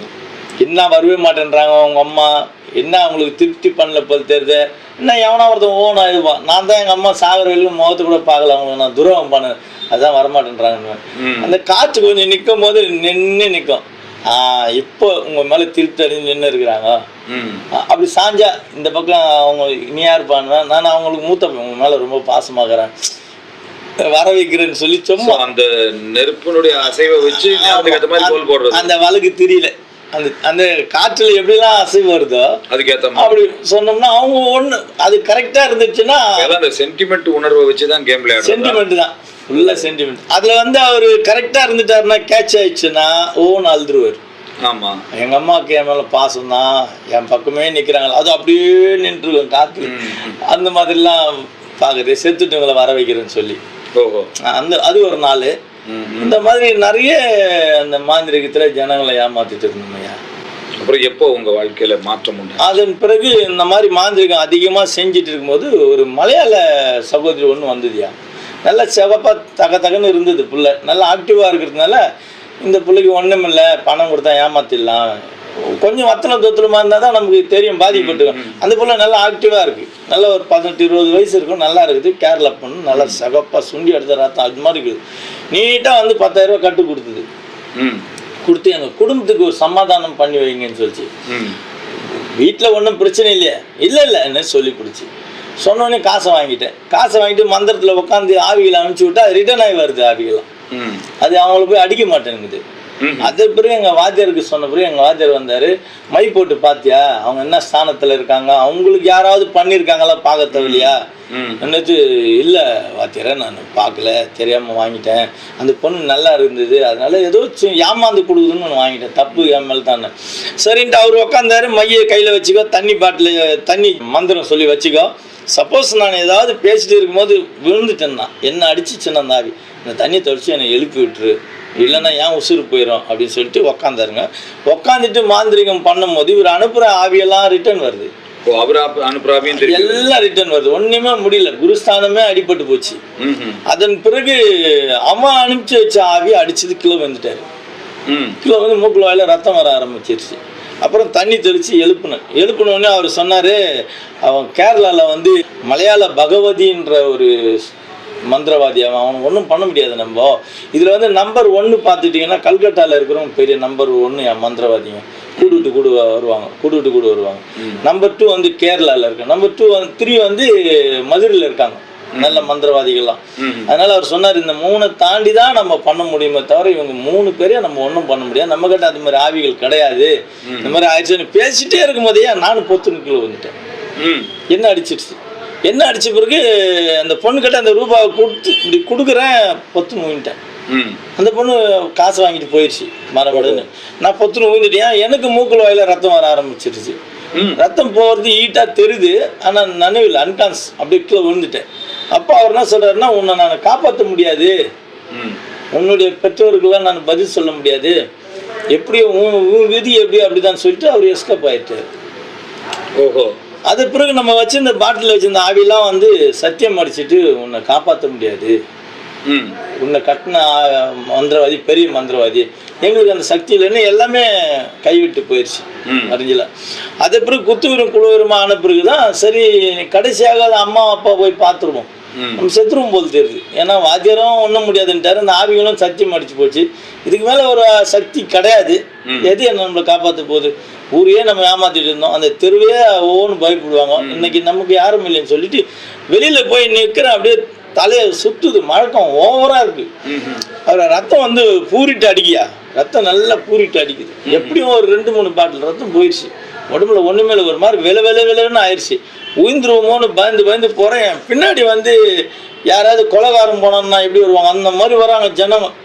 என்னாச்சு இப்படி ரத்தம் ஊற்று நிற்கலையே, ஈர துணியெல்லாம் தூக்கிட்டு வராங்க. யாரும் என்ன ஒன்றும் தொடாதீங்கன்னு சொல்லிட்டு நீட்டாக வீட்டுக்கு போன உடனே அம்மா ஓடியாந்து என்னாச்சின்னு கத்துனாங்க. பாசம் எங்கள் அம்மாவுக்கு என் மேலே. ஒன்றும் இல்லைம்மா இந்த மாதிரி ஆயிடுச்சுமா, நம்ம அந்த ஜனங்களை கொஞ்சம் விரட்டிடுங்க, ஒரு இடமா ஒரு படுத்துறேன். இல்லை ஹாஸ்பிட்டலுக்கு போகலாம், ரத்தம் எங்கே போனாலும் சீராக மாட்டோமா, நான் நீங்கள் படுக்கிறதுக்கு மட்டும் இடம் கொடுங்க, கொஞ்சம் எனக்கு ரெஸ்ட்டு பண்ண பிறகு நான் சொல்கிறேன் உங்ககிட்ட அப்படின்ட்டு படக்கு விட்டாங்கய்யா. ஜனத்தெல்லாம் விரைச்சி விட்டாங்க. சொந்தக்காரெலாம் வந்து பார்த்துருக்காங்க. அப்பா கூட்டிகிட்டு போயிட்டு ஒரு ஃபோட்டோவை எடுத்துட்டாரு டவுட்டில். பையன் இது மாதிரி போய்க்க மாட்டான், ஒரே புள்ள தெரிஞ்சுக்கிட்டாரு, செத்துரும் புள்ள, கண்ணெல்லாம் இழுத்துட்டு போயிடுச்சு, ஒன்றுமே இல்லை, எடுத்துகிட்டு போய் போட்டாச்சாங்க. இப்படி போய் படக்க வச்சுட்டாங்க. படக்க வச்சுட்டு எங்கெல்லாம் மந்திரவாதிகள் இருக்காங்களோ இட்டுட்டு போனாங்க. பரிங்கமல்ல ஒரு மந்திரவாதி இருவலாம் தங்க வச்சாரு, எங்களை இருவலாம் தங்க வச்சு என்னென்னமோ காவு கொடுத்தாரு. அவர் புருவத்தாரத்து கூட ரத்தம் விட்டார், காப்பாற்றவே முடியல. அவரும் சொல்லிட்டாரு, விடிய வரல நான் கஷ்டப்பட்டுமா, இது வரல நான் யாருக்கும் இப்படி கஷ்டப்பட்டதே கிடையாது, நான் நல்ல வளர்ந்த மந்திரவாதிமா, யாரோ பெரிய ஆள் பண்ணிட்டு இருக்காங்க, தயவுசெய்து இட்டுட்டு போயிருவான்னு சொன்னாங்க. அப்போ ஜடக வண்டி திரும்ப ஜடக வண்டியில் தூக்கி போட்டு வீட்டுக்கு போயிட்டு வருவாங்க. அப்படியே பணமாக தூக்கிட்டு வந்து வீட்டில் போடுவாங்க. இது இந்த மாந்திரிகத்துக்கு போகும்போது வரும்போதெல்லாம் இந்த மாடெல்லாம் களவாட ஆயிடுச்சு. ஒவ்வொரு மாடுங்களை களவாயிட்டாங்க, நிறைய மாடுங்களை. ஓஹோ. ரெண்டாவது என் மந்திரம் அவங்களுக்கு பாதிக்கப்படுவோம், என்னுடைய பாதிப்பு அங்கே போவோம். மாடு பால் கறக்காம மடி சுருங்கி போச்சு, செத்து போச்சு, வீடே தரிசி ஆயிடுச்சியா. வீடு வந்து ஒரு சாப்பாட்டு கஷ்ட நிலைமை வந்துடுச்சு. ஊர்ல விவசாயத்துல செய்யறதுக்கு அடுத்தபடியான இடம் இருந்து 4 ஏக்கர் விற்றாங்க, வீடை எல்லாம் தோட்டம் துறவெல்லாம் விற்று எனக்கு பார்த்தாங்க. 6 மாசத்துக்கு எல்லாத்தையும் அழிச்சிட்டாங்க. என் தாயார் சொல்றேன், சொத்து எல்லாம் அழிஞ்ச விட பரவாயில்ல, புள்ள உயிரோட இருக்கணும். அது ஒண்ணுதான் பண்ணாங்க, முடியல. எல்லாத்தையும் அழிச்சிட்டாங்க. சாப்பாட்டுக்கு வழி இல்லாம ஆயிடுச்சு. ஒருவேளை சாப்பாட்டுக்கு வழி இல்லாம ஆயிடுச்சு. என் தாய் என் மேல பாசம், என் கால் கீழவே படுத்துட்டு இருப்பாங்க எங்க அம்மா. அப்போ எங்கள் அக்கா வந்து சொல்லம்மா, ஒரு வேளை சாப்பாடு அது சாப்பிடுமா, தம்பி போயிடுச்சுப்பாம்மா. இல்லைம்மா, என் பிள்ளை செத்துரும், நான் சாப்பிட மாட்டேன். அம்மாவுக்கு புரிஞ்சிச்சு, என் பிள்ளை செத்துருமா, பிள்ளை செத்துரும். நான் என் கையை இங்கே வச்சுன்னே இருப்பாங்க, தூங்கும் போதெல்லாம் இங்கே வச்சு பார்ப்பாங்க. என் பிள்ளைக்கு அந்த மூச்சு அடங்கிச்சு, நான் செத்துருவேன், இங்கே காலையிலே செத்துருவேன், நான் இருக்க மாட்டேன் அப்படின்னு சொல்லிட்டு ஓன்னு அழுதுட்டு படுத்துட்டு இருப்பாங்க. எனக்கு அலை வருது. அப்படியே படுத்துட்டு இருப்பாங்க. கொஞ்சம் கொஞ்சமாக அந்த வாழைப்பழம் நசுக்கி கொடுப்பாங்க. கொஞ்சம் கொஞ்சம் அந்த தொண்டைக்குழிக்குள்ளே போவோம். அப்படி முழுங்கி கொஞ்சம் ஜீவிச்சுட்டு இருந்தேன். அதுக்கப்புறம் பல்லு கிட்டிச்சிட்டியா, பல்லெல்லாம் அப்படி கிட்டி போச்சு. சாப்பாடு உள்ளே போக ஒன்றுமே கிடையாது, லிக்விட். அது பிறகு அந்த ஸ்பூனை வச்சு நீக்கி பாலுகள் ஏதாவது லிக்விட் ஊற்றுவாங்க. அது கொஞ்சம் நனையும். அது கண்ணாடி எடுத்து பார்த்தோன்னா இங்கே இவ்வளோ தொழுவில் இருக்கும் என் கண். இந்த எப்படியும் ஒரு 2 இன்ச்சு உள்ளே இருக்கும் கண். அப்படி இழுத்துட்டு போயிடுச்சு. ரொம்ப அகோரமாக இருக்குது, முகமெல்லாம் அகோரமாக ஆகி போச்சு. இப்போ இருக்கிறதுல கால்பாங்க கூட இருந்திருக்க மாட்டேன், அவ்வளோ அகோரமாக ஆகி போச்சு. ஆனால் அப்படி இருந்தவன் அப்படி இருந்தேன். அதன் பிறகு அந்த கண்ணெல்லாம் வலிச்சு பல்லு அப்படியே கிட்டி போச்சு, பேச்சு அடங்கி போச்சு. பேச்சு இல்லை, ஒன்றுமில்லை, கை செய்கை தான். அது பிறகு பாத்ரூம் போனோம்னா கூட யாராவது பிடிச்சிட்டு மட்டும் வந்து படக்க வச்சிருவாங்க. கையில் ஒரு 10 ரூபா கையில் கிடையாது. எந்த விதமான மளிகை சாமானும் வீட்டில் கிடையாது. சாப்பாட்டுக்கு கஷ்டம். இந்த சூழ்நிலையில் அம்மா வந்து ஈர துணியெல்லாம் வயிற்றில் கட்டிட்டு பார்த்துருக்காங்க பசியை கண்ட்ரோல். ஆமாம், என் பிள்ளைக்காக நான் என் உசுறு இழுத்துட்டு இருக்கட்டும், அப்படி இருக்கட்டேன், பிள்ளை சாமான் நான் செத்துருவேன் சொல்லி லாஸ்ட் ஆஃப் மூமெண்ட் வரும்போது எல்லாருக்குமே நெருக்கம் ஓவர் ஆகி போச்சு, சாப்பாடு இல்லாமல். அப்போ அம்மா என்ன சொன்னாங்கன்னா, அக்காவை கூப்பிட்டு, இது கடைசி நேரம், அக்காவை கூப்பிட்டு, நம்ம தோட்டத்தில் அலரி மரம் இருக்குமா, அந்த காயை பறிச்சுட்டு வா, நல்லா அரைச்சி கொலன்னு சொம்பில் எடுத்துகிட்டு வந்து வையேன்னு சொன்னாங்க. வச்சிரு, இப்போ குடிச்சோம்னா தம்பியை பார்க்க வருவாங்க, கண்டுபிடிச்சிருவாங்க. காலம்புற நேரத்தில், அதிகால நேரத்தில் எல்லாம் ஒரு டம்ளர் கொடுத்து தம்பி கொடுத்துலாம், அப்பா எல்லாம் குடிச்சு செத்து போயிடலாமா, ஏதோ ஒரு கார்பரேஷன் யாரையாவது வாரி போய் போட்டுருவோம், நமக்கு ஏதோ ஒரு காரியங்கள் இருக்கிற வீட்டை வைத்து யாராவது பண்ணிட்டு போட்டோமா, நம்ம செத்துட்டு இருக்குன்னு சொல்லி சொன்னாங்க. அதை அரைச்சிட்டு வந்து வைக்கும் போதே எனக்கு ஓன்னு அலை வருது, பேச்சு இல்லை. என்ன அலை வருதுன்னா, அந்த வெங்கல சொம்புல தான் கொண்டு வந்தது யாரு, அக்கா. அந்த சொம்புல தான் எனக்கு பால் கொடுப்பாங்க. அது இப்போ கூட நல்ல முடியல பாருங்க, அலை வருது. அப்போ அந்த சொம்பை பார்க்கும்போது, இந்த சொம்பு நம்ம எல்லாரும் உசுரியுமே சாகடிக்குது, இதே பால் நம்மளுக்கு உயிர் கொடுத்தது சாகடிக்குது, என்ன நம்ம பண்ணதுக்கு நம்மளோட போயிடணுமே, எல்லாருமே குடும்பமே ஒரே தர்ஷ ஆயிடுச்சுன்னு சொல்லிட்டேயா. நைட்டு யோசித்தேன், காலமுறை எப்படியாகலும் நம்பி போயிட்டு ட்ரெயினில் போய் மாட்டி செத்து போயிடணும். நம்ம செத்துட்டோம்னா மற்றவங்களுக்கு எல்லாரும் போயிடுச்சுப்பாங்க, நம்மளால இவங்களுக்கு இது வரைக்கும் நன்மை கிடையாது, தீமை எதுக்கு வரணும்னு சொல்லிவிட்டு காலமுறையா ஒரு 3:30 மணிக்கெல்லாம் எழும்பி நிற்கிறேன். அப்படியே கிடினஸ், ஒன்றும் முடியல, அப்படியே சுற்றுது, வீடெல்லாம் சுற்றுது. கீழே போட்டால் அம்மா படுத்துட்டு இருக்காங்க, என் காலை அவங்க மேலே அப்படி டச் போட்டால் ஏஞ்சிருவாங்க, ஏஞ்சிட்டாங்களாம் என்னை பிடிச்சி வச்சிருவாங்க. அப்புறம் என்னால் எல்லாரும் சாப்பிடும், கடைசி மூமெண்ட் எல்லாருமே சாக போகிறோம். அந்த தருவாயில் அம்மாவை இப்படியே கஷ்டப்பட்டு தாண்டி வெளியில் போயிட்டே இருக்கிறேன். அப்படியே எங்கெங்க அந்த மழக்கம் வருதோ அந்த லைட் போஸ்ட்டு கிட்ட போவாங்க, கஷ்டப்பட்டு அப்படியே பிடிச்சிட்டு அந்த லைட் போஸ்ட்டை பிடிச்சி அப்படியே பேக்கே அப்படியே சறந்து அங்கே உட்காந்துருவேன். ஒரு 5 நிமிஷம் அப்படியே திரும்பி கொஞ்சம் ஸ்டேட்னஸ் அப்படியே போகும்போது ஜீவா ரயில்வே ஸ்டேஷன் அப்போ கிடையாது, ஒரே ஒரு ஸ்டேஷன் பெரம்பூர் தான் இருந்தது. அப்போ போகும்போது அந்த ட்ராக் மேலே ஏறலான்னு போனால் அந்த கல்லெல்லாம் சரிஞ்சு வருது, என்னால் முடியல, மண்டையிலலாம் அடிக்குது, சொரணையே கிடையாது. சரி, நம்ம சாகணும். எப்படி சாகணும்னா, ட்ரெயின் வரும்போது முன்னும் ஓடணும், முடிஞ்ச வரைக்கும் ஓடலாம், நம்மளால முடியல, முடிஞ்ச வரைக்கும் ஓடுவோம், தூளாக போயிடணும், நம்மளுடைய சரீரமே கிடைக்கூடாது, நம்ம முகம் நம்மளுக்கு அகோரமாக இருக்குது, வேணாம், நம்மளை யாரும் பார்க்க வேணாம் சொல்லிட்டு ட்ராக் மேலே போயிட்டு இருக்கேன். ட்ரெயின் புறப்பட்டு வருது பெரம்பூர்லேருந்து. வருகிற பரம்பூர்ல இருந்து ஆப்போசிட் வருது அப்படி சென்ட்ரல் போற ரூட்டுக்கு ஜீவால இருந்து நான் இப்படி மூவ் பண்றேன். ஆனா என்னால நடக்கவும் முடியல, வீக் அப்படி சுத்துது. அப்போ கூட பல்ல கடிச்சு போறேன். அப்போ வந்து இந்த சில்வர் மரம், சிமெண்ட் கல் கிடையாது, எங்கேயோ ஒரு 100 அடி டிஸ்டன்ஸ்ல வந்து இங்க அதிரும். அந்த அதிர்வு வர எனக்கு ஹார்ட்டை நின்று போற மாதிரி இருக்கு. சரி சாகணும்னு வந்துட்டோம். பல்ல கிடிச்சுக்கிட்டு ஐயா பேச்சில் ஒன்றும் இல்லை, யாருக்கிட்டையும் ஒன்றும் சத்தம் போட முடியாது. ஓடுறேன். ஒரு 20 அடி டிஸ்டன்ஸ் வந்துடுச்சு வண்டி, 20 ஃபீட்டில் இருக்குது வண்டி. அப்படியே மேலே பாயிற மாதிரி தெரியுது வண்டி. அந்த லைட்டு வெளிச்சம் காலையில் இருட்டில் அப்படி பாயிற மாதிரி இருக்குது. செத்துட்டோன்னு கண்ணை மூடுனேன். அவ்வளோதான். படார் நேரம் பிடிச்சி இழுத்தாங்க. ஒரு 2 ஸ்டெப் பேக். யாருன்னு கேட்டேன். உன்னை மீட்டு ரசிக்கு வந்த இயேசு கிறிஸ்துன்னு சொன்னார்.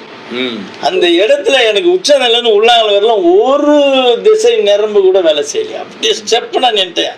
ட்ரெயின் இவ்வளோதான் இருக்குது. அப்படி தாண்டினா கூட மண்டியில் அடிக்கும். பிடிச்சி வச்சுட்டாங்க. அப்போ சொல்லிட்டு மறைஞ்சிட்டார் அவர். மறைஞ்சிட்டு இந்த ட்ரெயின் போயிடுச்சு. போயிட்டு ஒரு ஆப்போசிட் ஒரு ட்ரெயின் வருது. சாகணுன்ற எண்ணம் இல்லை. ஏதோ எனக்கு ஒரு நல்ல ஒரு பெரிய தொகையை கொடுத்து நீ எங்கேயாவது போய் ஏதாவது ஒரு பிசினஸ் பண்ணி போச்சுக்குப்பா அப்படின்னு சொல்ற மாதிரி ஒரு தெம்பு இருக்கு. ஆனா சரீரம் அப்படிதான் இருக்கு. பலம் வந்துடுச்சு. நான் நல்லா நிக்கிறேன். அந்த ட்ராக் தாண்டுறேன் நல்லா. அந்த பலம் வந்துடுச்சு. அவரு பிடிச்சவனு அங்க உயிர் காப்பாத்திட்டாருன்ற மகிழ்ச்சி கூட எனக்கு இல்லையா. 6 மாதமா வாயே பேசாதுன்னு பாருங்க. அவர் பிடிச்சவனையும் பேசிட்டேன். சரி சரி. யார் நீங்கன்னு கேட்டுட்டேன் நான். எனக்கு அதுவும் பெரிய சந்தோஷமாச்சு. வாய் லாக்கெல்லாம் ஓப்பன் பேசாம 6 மாதத்தார் தொட்டோன்னே பேச நீட்டா வீட்டுக்கு வெசையா ஓடி வரேன். வீட்டுக்கு ஓடி வந்த உடனே அம்மா அக்கா எல்லாம் ஒரு மாதிரி சோகமா அழுதுட்டு இருக்காங்க. அம்மா சொல்றாங்க, புள்ள எங்கேயோ குளத்துல குட்டியில போய் வந்து செத்து போச்சு, செத்துச்சு புள்ள, அது இருக்காது, அது வீட்டுல இல்ல. ஆமா, அது புள்ளைக்கு தெரியும். நம்ம எல்லாம் சாவறோம். நம்ம அவன் ஒண்டி செத்துட்டானா நம்ம போயிடுச்சு புள்ளன்னு அம்மா நம்புறேன். அப்பா என்ன ஆச்சுப்பா நாங்க நடந்ததெல்லாம் சொன்னேன். இந்த மாதிரிமா யாரோ தெரியல. அவரு ட்ரெயினுக்கு முன்ன ஓடனை பிடிச்சி இழுத்தாரு. ஒரே ஒரு வார்த்தை சொன்னாரு, ஒண்ணு மீட்டு ரசிக்கு வந்த இயேசு கிறிஸ்து நான் தான்பான்னு சொன்னேன். அந்த ஒரு வார்த்தை தான் வந்தது. எத்த போல ட்ரெயின் வரும்போது கூட சாவ வரலாமா. இப்போ கூட நான் நல்லா நடக்கிறேன் பாருமா, அப்புறம் நல்லா இருக்கிறேன் பாருமா. என்ன 2 பேரும் பிடிச்சிட்டு போவீங்கல்ல. அந்த சந்திப்புக்கு அப்புறம் ஒரு ஆரோக்கியம் வந்துடுச்சு. அப்போ அம்மாட்ட சொன்னேன், இப்போ பாருமா நல்லா இருக்கிறேன் பாருமா. நான் என் உடம்பு அப்படிதாம்மா இருக்குது. எனக்குள்ள என்னமோ ஒரு வெயிட் இருக்குமா, நல்லா இருக்கு சொன்ன உடனே அப்பா அம்மா சொன்னாங்க, அந்த தெய்வம் நல்ல தெய்வம்பா. கடைசி நேரத்தில் காப்பாற்றலைன்னா நம்ம எல்லாம் செத்து போயிருப்போமே. அந்த தெய்வம் நல்ல தெய்வம்பான்னு சொல்லிட்டு அப்பா போயிட்டு எழுத்தா போல இருந்த அந்த குத்து அந்த கடப்பறையை கொண்டு போய் குத்தி எல்லாத்தையும் எரிஞ்சு காலி பண்ணி தரமட்டம் ஆக்கி விட்டார். ஆக்கிவிட்ட பிறகு எங்க தங்கச்சி மேல கூட தங்கச்சி மேல கூட கோவம் வந்துடுச்சு எங்க அப்பாவுக்கு. இதை விட வச்சு நீ என்னென்னமோ கோடிச்சிருந்தேன், இது செத்து போயிட்டு சாவடிச்ச விடுங்க அப்படின்ற ஒரு கோவம் வந்துடுச்சு அவருக்கு. அதன் பிற்பாடு எல்லாரும் ஒரு தீர்மானம் எடுத்து சர்ச்சுக்கு போகணுமையா. அங்க போயிட்டு அம்மா கூட்டிட்டு போறாங்க. கூட்டிட்டு போகும்போது கூட பிடிச்சிட்டு தான் கூட்டிட்டு போறாங்க. அந்த சபையாண்ட போயிட்டு ஒரு கால் எடுத்து ஒரு ஸ்டெப் அப்படி வெடிச்சோம் பாருங்க. திரும்ப அவர் என்ன பிடிக்கும் போது அந்த பலம் வருது, அதே பலம் வருது. அப்ப நான் சொன்னேன், அம்மாவையும் அக்காவையும் விலக்கி விட்டேன், விட்டுருங்க என்ன, நானே போறேன்னு சொன்னேன். இல்லப்பா சபை ரொம்ப நீளமா இருக்கு, விழுந்துருவப்பா, கிண்டல் பண்ணுவாங்கப்பா. ஆனா நான் நடக்கிறது மாதிரி ஏதோ எனக்கு சக்தி வருது சொல்லி நடந்து போனேன். நான் நடந்து போய் அவர் காலில் விழுந்த பிறகு அவர், தம்பி அப்படிலாம் விழக்கூடாதுப்பா, கிறிஸ்து இது நீ பல நிலைமையில இருக்கிற, விழக்கூடாது, என்ன உட்கார் சொல்லுன்னு நல்லா தாய்மையாக கேட்டாரியா. எல்லா காரியங்களையும் சொல்லிட்டு வந்தேன், ஒன்று விடாத சொல்லிட்டு வந்தேன். சரிப்பா, இப்போ இது எல்லாம் உங்களுக்கு ஏதாவது நன்மை இருக்குதான்னு சொன்னேன். இந்த வெள்ளி குத்துவலுக்கு இதெல்லாம் இருக்கு ரூம்ல, அது எல்லாத்தையும் கொண்டு போய் நீ கூவத்தில் எரிஞ்சு, அது விற்று காசாக்காத, இன்னொருத்தர் கொடுத்தீங்கன்னா கூட சாப்பிடும், தூக்கி எரிஞ்சிரு. அது எப்படியோ மண்ணோட போட்டோம், எரிஞ்சிட்டு நாளைக்கு வான்னு சொன்னார். சரி நீ எரிஞ்சிட்டு மறுநாள் போனோம். நான் அம்மாலாம் போனோம். அப்போ உட்கார சொன்னார், இப்போ எரிஞ்சிட்டு இல்லை, இப்போ நீ பரிசுத்தமாயிட்ட, இப்போ என்ன செய்கிறேன்னா ஜெபம் பண்ணணும். நீ எப்படி பண்ணோன்னா எனக்கு தெரியாது, என்ன உன்னுடைய தாய் தகப்பன்கிட்ட எப்படி பேசுவியோ அது மாதிரி சாதாரணமாக பேசுப்பா. நீ நான் இப்படிலாம் அநியாயம் பண்ணேன், எவ்வளோ பேரை நான் நாசப்படுத்தினேன், எனக்கு விடுதலை கொடுப்பீங்களா இன்னும் கூட கேளு, உனக்கு எப்படி வருதோ கேளு, அப்படி பண்ணிட்டு இருந்தோம். சரின்னு வீட்டுக்கு வந்துட்டு 12 மணிக்கு தான் அந்த பூஜையில் உட்காருவோம் ரொம்ப மும்முரமாக. அந்த நேரத்தில் ஜெபம் பண்ணலாமே, இது நல்லா இருக்குமேன்னு சொல்லி பண்ணால், இது நான் வச்சு இந்த ஆவிகளாம் வந்து சுற்றி நின்றுட்டு என்னை விட்டுட்டு நாங்கள் எங்கே போகிறது, நீங்க எங்கே போயிட்டேன்னு ஒரே பயம்படுத்தும். தூக்கமே கண்ணை முன்னா அப்படிதான் இருக்கும். கண்ணை திறந்தா எனக்கு ஜெபம் பண்ண தெரியாது. அப்படி ரொம்ப கஷ்டப்பட்டேன். அப்போ ஆவியானவர் என்னோட திரும்ப பேச ஆரம்பிச்சாரு. ஐயா இன்னைக்கு கூட பேசிட்டு இருப்பாருயா, எங்க போனாலும். அப்பா அந்த பேசுற என்ன சொல்றேன்னா, இன்னைக்கு எனக்கு வசனம்லாம் தெரியாது, இன்னைக்கு சனிக்கிழமை உன்னை பரிசுத்தப்படுத்திக்கொள்ள, நாளைக்கு மத்தியில் அற்புதம் செய்வேன்னு ஒரு வார்த்தை வருது. அது எனக்கு புரியல, அண்டர்ஸ்டாண்டிங் ஆகல, தெரியல, பைபிளே தெரியாது எனக்கு. அப்போ அதை சொல்லிட்டு இன்னொரு வார்த்தை சொல்றாரு, இந்த பிசாசு கிரியெல்லாம் உன் முன்னே இருக்காது, நாளைக்கு உனக்கு காண்டாமிருகத்துக்கு ஒத்த பலனான அபிஷேகத்தை தருவேன், இந்த பிசாசு கிரியை உன் முன்னே அண்டாதுன்னாரு. அதுவும் எனக்கு ஒன்றும் புரியல. நீட்டாக போயிட்டேன், சர்ச்சில் உட்காந்துட்டேன், எல்லாரும் ஆவியில் நிரம்புறாங்க, அந்த முனையிலேருந்து இந்த முகனை வரைக்கும் ஓடுறாங்க. நான் நெஞ்சிலே போட்டு குத்திக்கிறேன். எனக்கு என்னமோ சொன்னீங்களப்பா, அது என்ன, அது எனக்கு கொடுத்தா தான், இல்லைன்னா இன்னைக்கு நைட்டுக்கு தயவுசெய்து நான் செத்துறேன், மீண்டும் நான் அப்படி போக மாட்டேன், செத்துறேன், என்னை விட்டுருவேன், என்னால் முடியல, நரக வேதனையாக இருக்குது, தூக்கம் இல்லை நைட்டில் என்ன சொன்னேன். இப்படி பேசிகிட்டே இருக்கிறேன்யா. அப்போ அந்த பரிசுத்த ஆவின்றது என் மேலே இறங்குச்சேன். நல்லா ஒரு 10 அடி டிஸ்டன்ஸுக்கு தூக்கி அடிக்கப்பட்டேன். செம்ம தூக்கி அடிக்கப்பட்டேன். எல்லாரும் வந்து அப்படியே பிடிச்சி அப்படியே கிட்டி போட்ட அழுத்துறாங்க, போய் விழுகிறாங்க தோல்வில். எனக்கு அந்த மாதிரி, ஆனால் இப்படி தான் இருப்பேன். அது பலம், தேவ பலம் நல்லா கிடைச்ச உடனே பாஸ்ட் வந்தாங்க, எல்லாம் முடிஞ்ச பிறகு பார்த்தா காலெல்லாம் கையெல்லாம் பூரிட்டு இருக்காங்க, அப்படியே ரத்தமாக வருது அங்கங்கே. எனக்கு அவங்க பிடிச்சி நகத்தில் குத்துண்டு அது பிறகு உட்கார வச்சுட்டு நல்லா இவ்வளோ பெரிய ஜாரில் வந்து எலுமிச்சம் ஜூஸ் கொடுத்தாருயா குடின்னு. அது மொத்தத்தையும் குடிச்சு கூட அந்த அனல் அடங்கலை.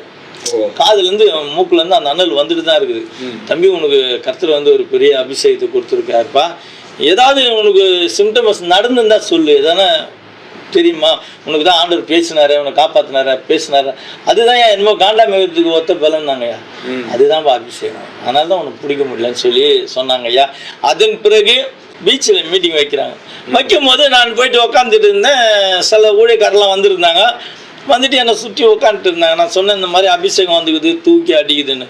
அதெல்லாம் ஒன்றும் இல்லை, உட்கார நாங்கள் பார்த்துக்கிறோம் அப்படின்னு சொல்லிட்டு உட்காந்துட்டு இருந்தோம். உட்காந்துட்டு இருக்கும்போது அவங்க அங்கேருந்து ஸ்டேஜ்லேருந்து சொல்கிறாங்க, உனக்கு காண்டாமிருகத்துக்கு ஒத்த பலனை கொடுத்துருக்குற, நீ ஏன் அடக்கிட்டு இருக்கிற, எலும்பு வேணாங்க பாரு. அவ்வளோதான், அடித்தம் பாருங்க பல்ட்டி, மணல்லாம் தூது அப்படியே சுற்றிலாம். எல்லாரும் வந்து ஏதோ ஒரு ஆவி வந்துட்டு இருக்குதுன்னு சொல்லி எல்லாரும் ஊழியக்காரெல்லாம் கையை நீட்டிக்கின்னு ஜெபமானலாம் ஆரம்பிச்சிட்டாங்க. அதன் பிறகு அவங்க அங்கேருந்து ஸ்டேஜ்லேருந்து சொல்கிறாங்க, இல்லை ஆவியானவர் பேசுன அந்த சகோதரனர் தான், அவர் மேலே தான் காண்டாமிருகத்துக்கு ஒத்த பலன் இருக்குது, அவர் ஏதோ ஒரு பயங்கரமான பாவத்துலேருந்து வந்திருக்கிறாரு, அவரை கர்த்தர் ரொம்ப நேசிக்கிறாருன்னு சொல்லி சொன்னாங்கய்யா.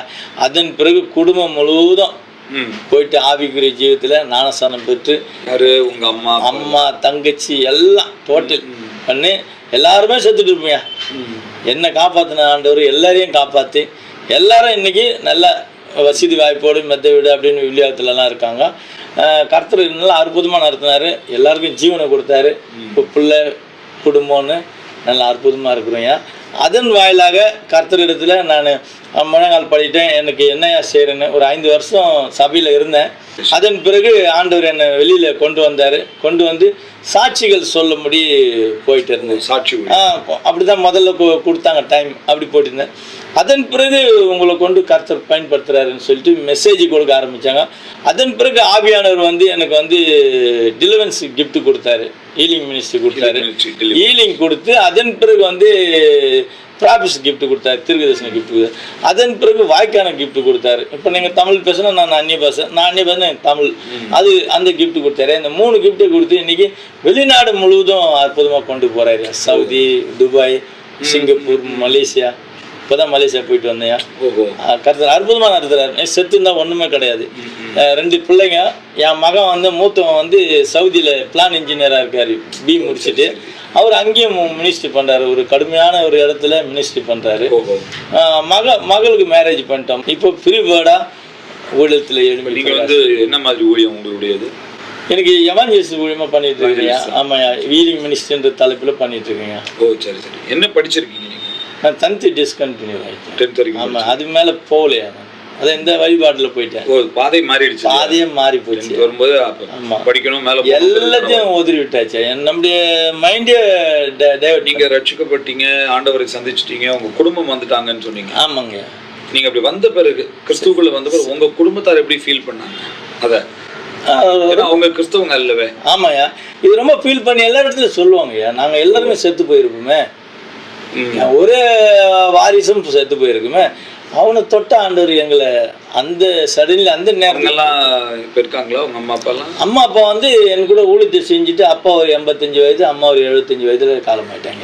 நல்ல முதுமை, நல்ல கூட ஊழியம் செஞ்சாங்க. உங்க உடன்பிறப்புகள் எல்லாரும் எல்லாரும் சர்ச்சுக்கு போறாங்க, எல்லாம் ஆவிக்குரிய ஜீவிதத்துல இருக்காங்க. இப்போ உங்க ஒட்டுமொத்த குடும்பமே ஆண்டவருக்குள்ள இருக்கு. ஆமாய்யா, அது ஒரு சாட்சி. எப்படின்னா நானும் என் சிஸ்டரும் செய்யாறுல உள்ள லேண்ட்ல நம்மளது சொந்த மோட்டர் பம்பு தண்ணி கிணறு இருக்கியா, அந்த கிணறுல வந்து ஊர் ஜனமே வந்து குளிக்கிறாங்களே, நம்ம குளிப்போமேனு ஒரு ஒரு நற்பாசை. ஆனா எனக்கு நீந்த தெரியாது, எனக்கு இன்னும் நீந்த தெரியாது. இப்போ என்னுடைய சகோதரி மேல நிக்க வச்சுட்டு, அம்மா நீ இங்கே நின்றுட்டு நான் போயிட்டு பாறையை பிடிச்சிட்டு சும்மானா அப்படி தலையை காக்கா பாரு குளிச்சுட்டு வந்துடுறேன். தண்ணி பார்த்தா அப்படியே ஐயா தண்ணி பார்க்கும்போது பார்த்துக்கிட்டிங்கன்னா ஒரு 2-3 அடி ஆழம்போல் தான் தெரியும், அவ்வளோ கரை தெரியா போல இருக்கும். நிறைய ஆழம்போல் தெரியுது, மினரல் வாட்டர் மாதிரி இருக்கும், மழை தண்ணி. சரின்னு வந்துட்டு அந்த பாறையை பிடிச்சிட்டு இறங்கலான்னு பார்த்தோம் பாருங்க, என் தங்கச்சி வந்து அங்கேருந்து சறுக்கு ஓடி வந்துச்சு. இந்த பாறையிலே சதிக்க இருக்கும் படி சரிக்கு என்ன பிடிச்சி 2 பேரும் விழுந்துட்டோம். தண்ணி விழுந்துட்டோடனே என்னை நல்லா இறுக்கி பிடிச்சிச்சு. சரி, அது உயிருக்கு ஆபத்தாகி பிடிச்சிச்சு. அங்கே ஊரில் உள்ளவங்களாம் சொன்னாங்க, ஒரு 3 முறை மேலே வருவீங்க, அதோட அவ்வளோதான் டம் கட்டிடும் உள்ளே போயிடுவீங்க, அதோட செத்து தான் மேலே வருவாங்கன்னு சொன்னேன். ஐயா நல்லா பார்த்தேன் நான் அந்த நிகழ்ச்சியை நல்லா பார்த்தேன்.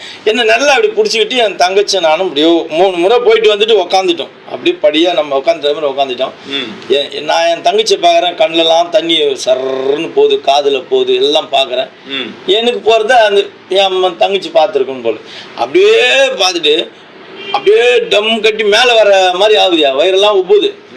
அப்போ எனக்கு ஜபமும் தெரியாது, குடிக்க ஆரம்பிச்சிட்டோம். ஜபமும் தெரியாது, ஒன்றும் தெரியாது. ஒரே ஒரு வார்த்தை, அந்த அல்லேலியான்ற வார்த்தை மாதிரி எனக்கு சொல்லலை. அப்போ வாய் திறக்க முடியல, தண்ணி போயிட்டு இருக்கு. அந்த எமோஷன் வந்த மாதிரி வந்ததுயா, ஏதோ ஒரு கரம் வந்து அப்படி புஷ் பண்ணிச்சு என்ன, அப்படியே அப்படி புஷ் பண்ண உடனே எப்போ வந்து நான் எங்கே நின்று இருந்தேன்னா அந்த பாறையில் போய் கையை வச்சுட்டு நிற்கிறேன்.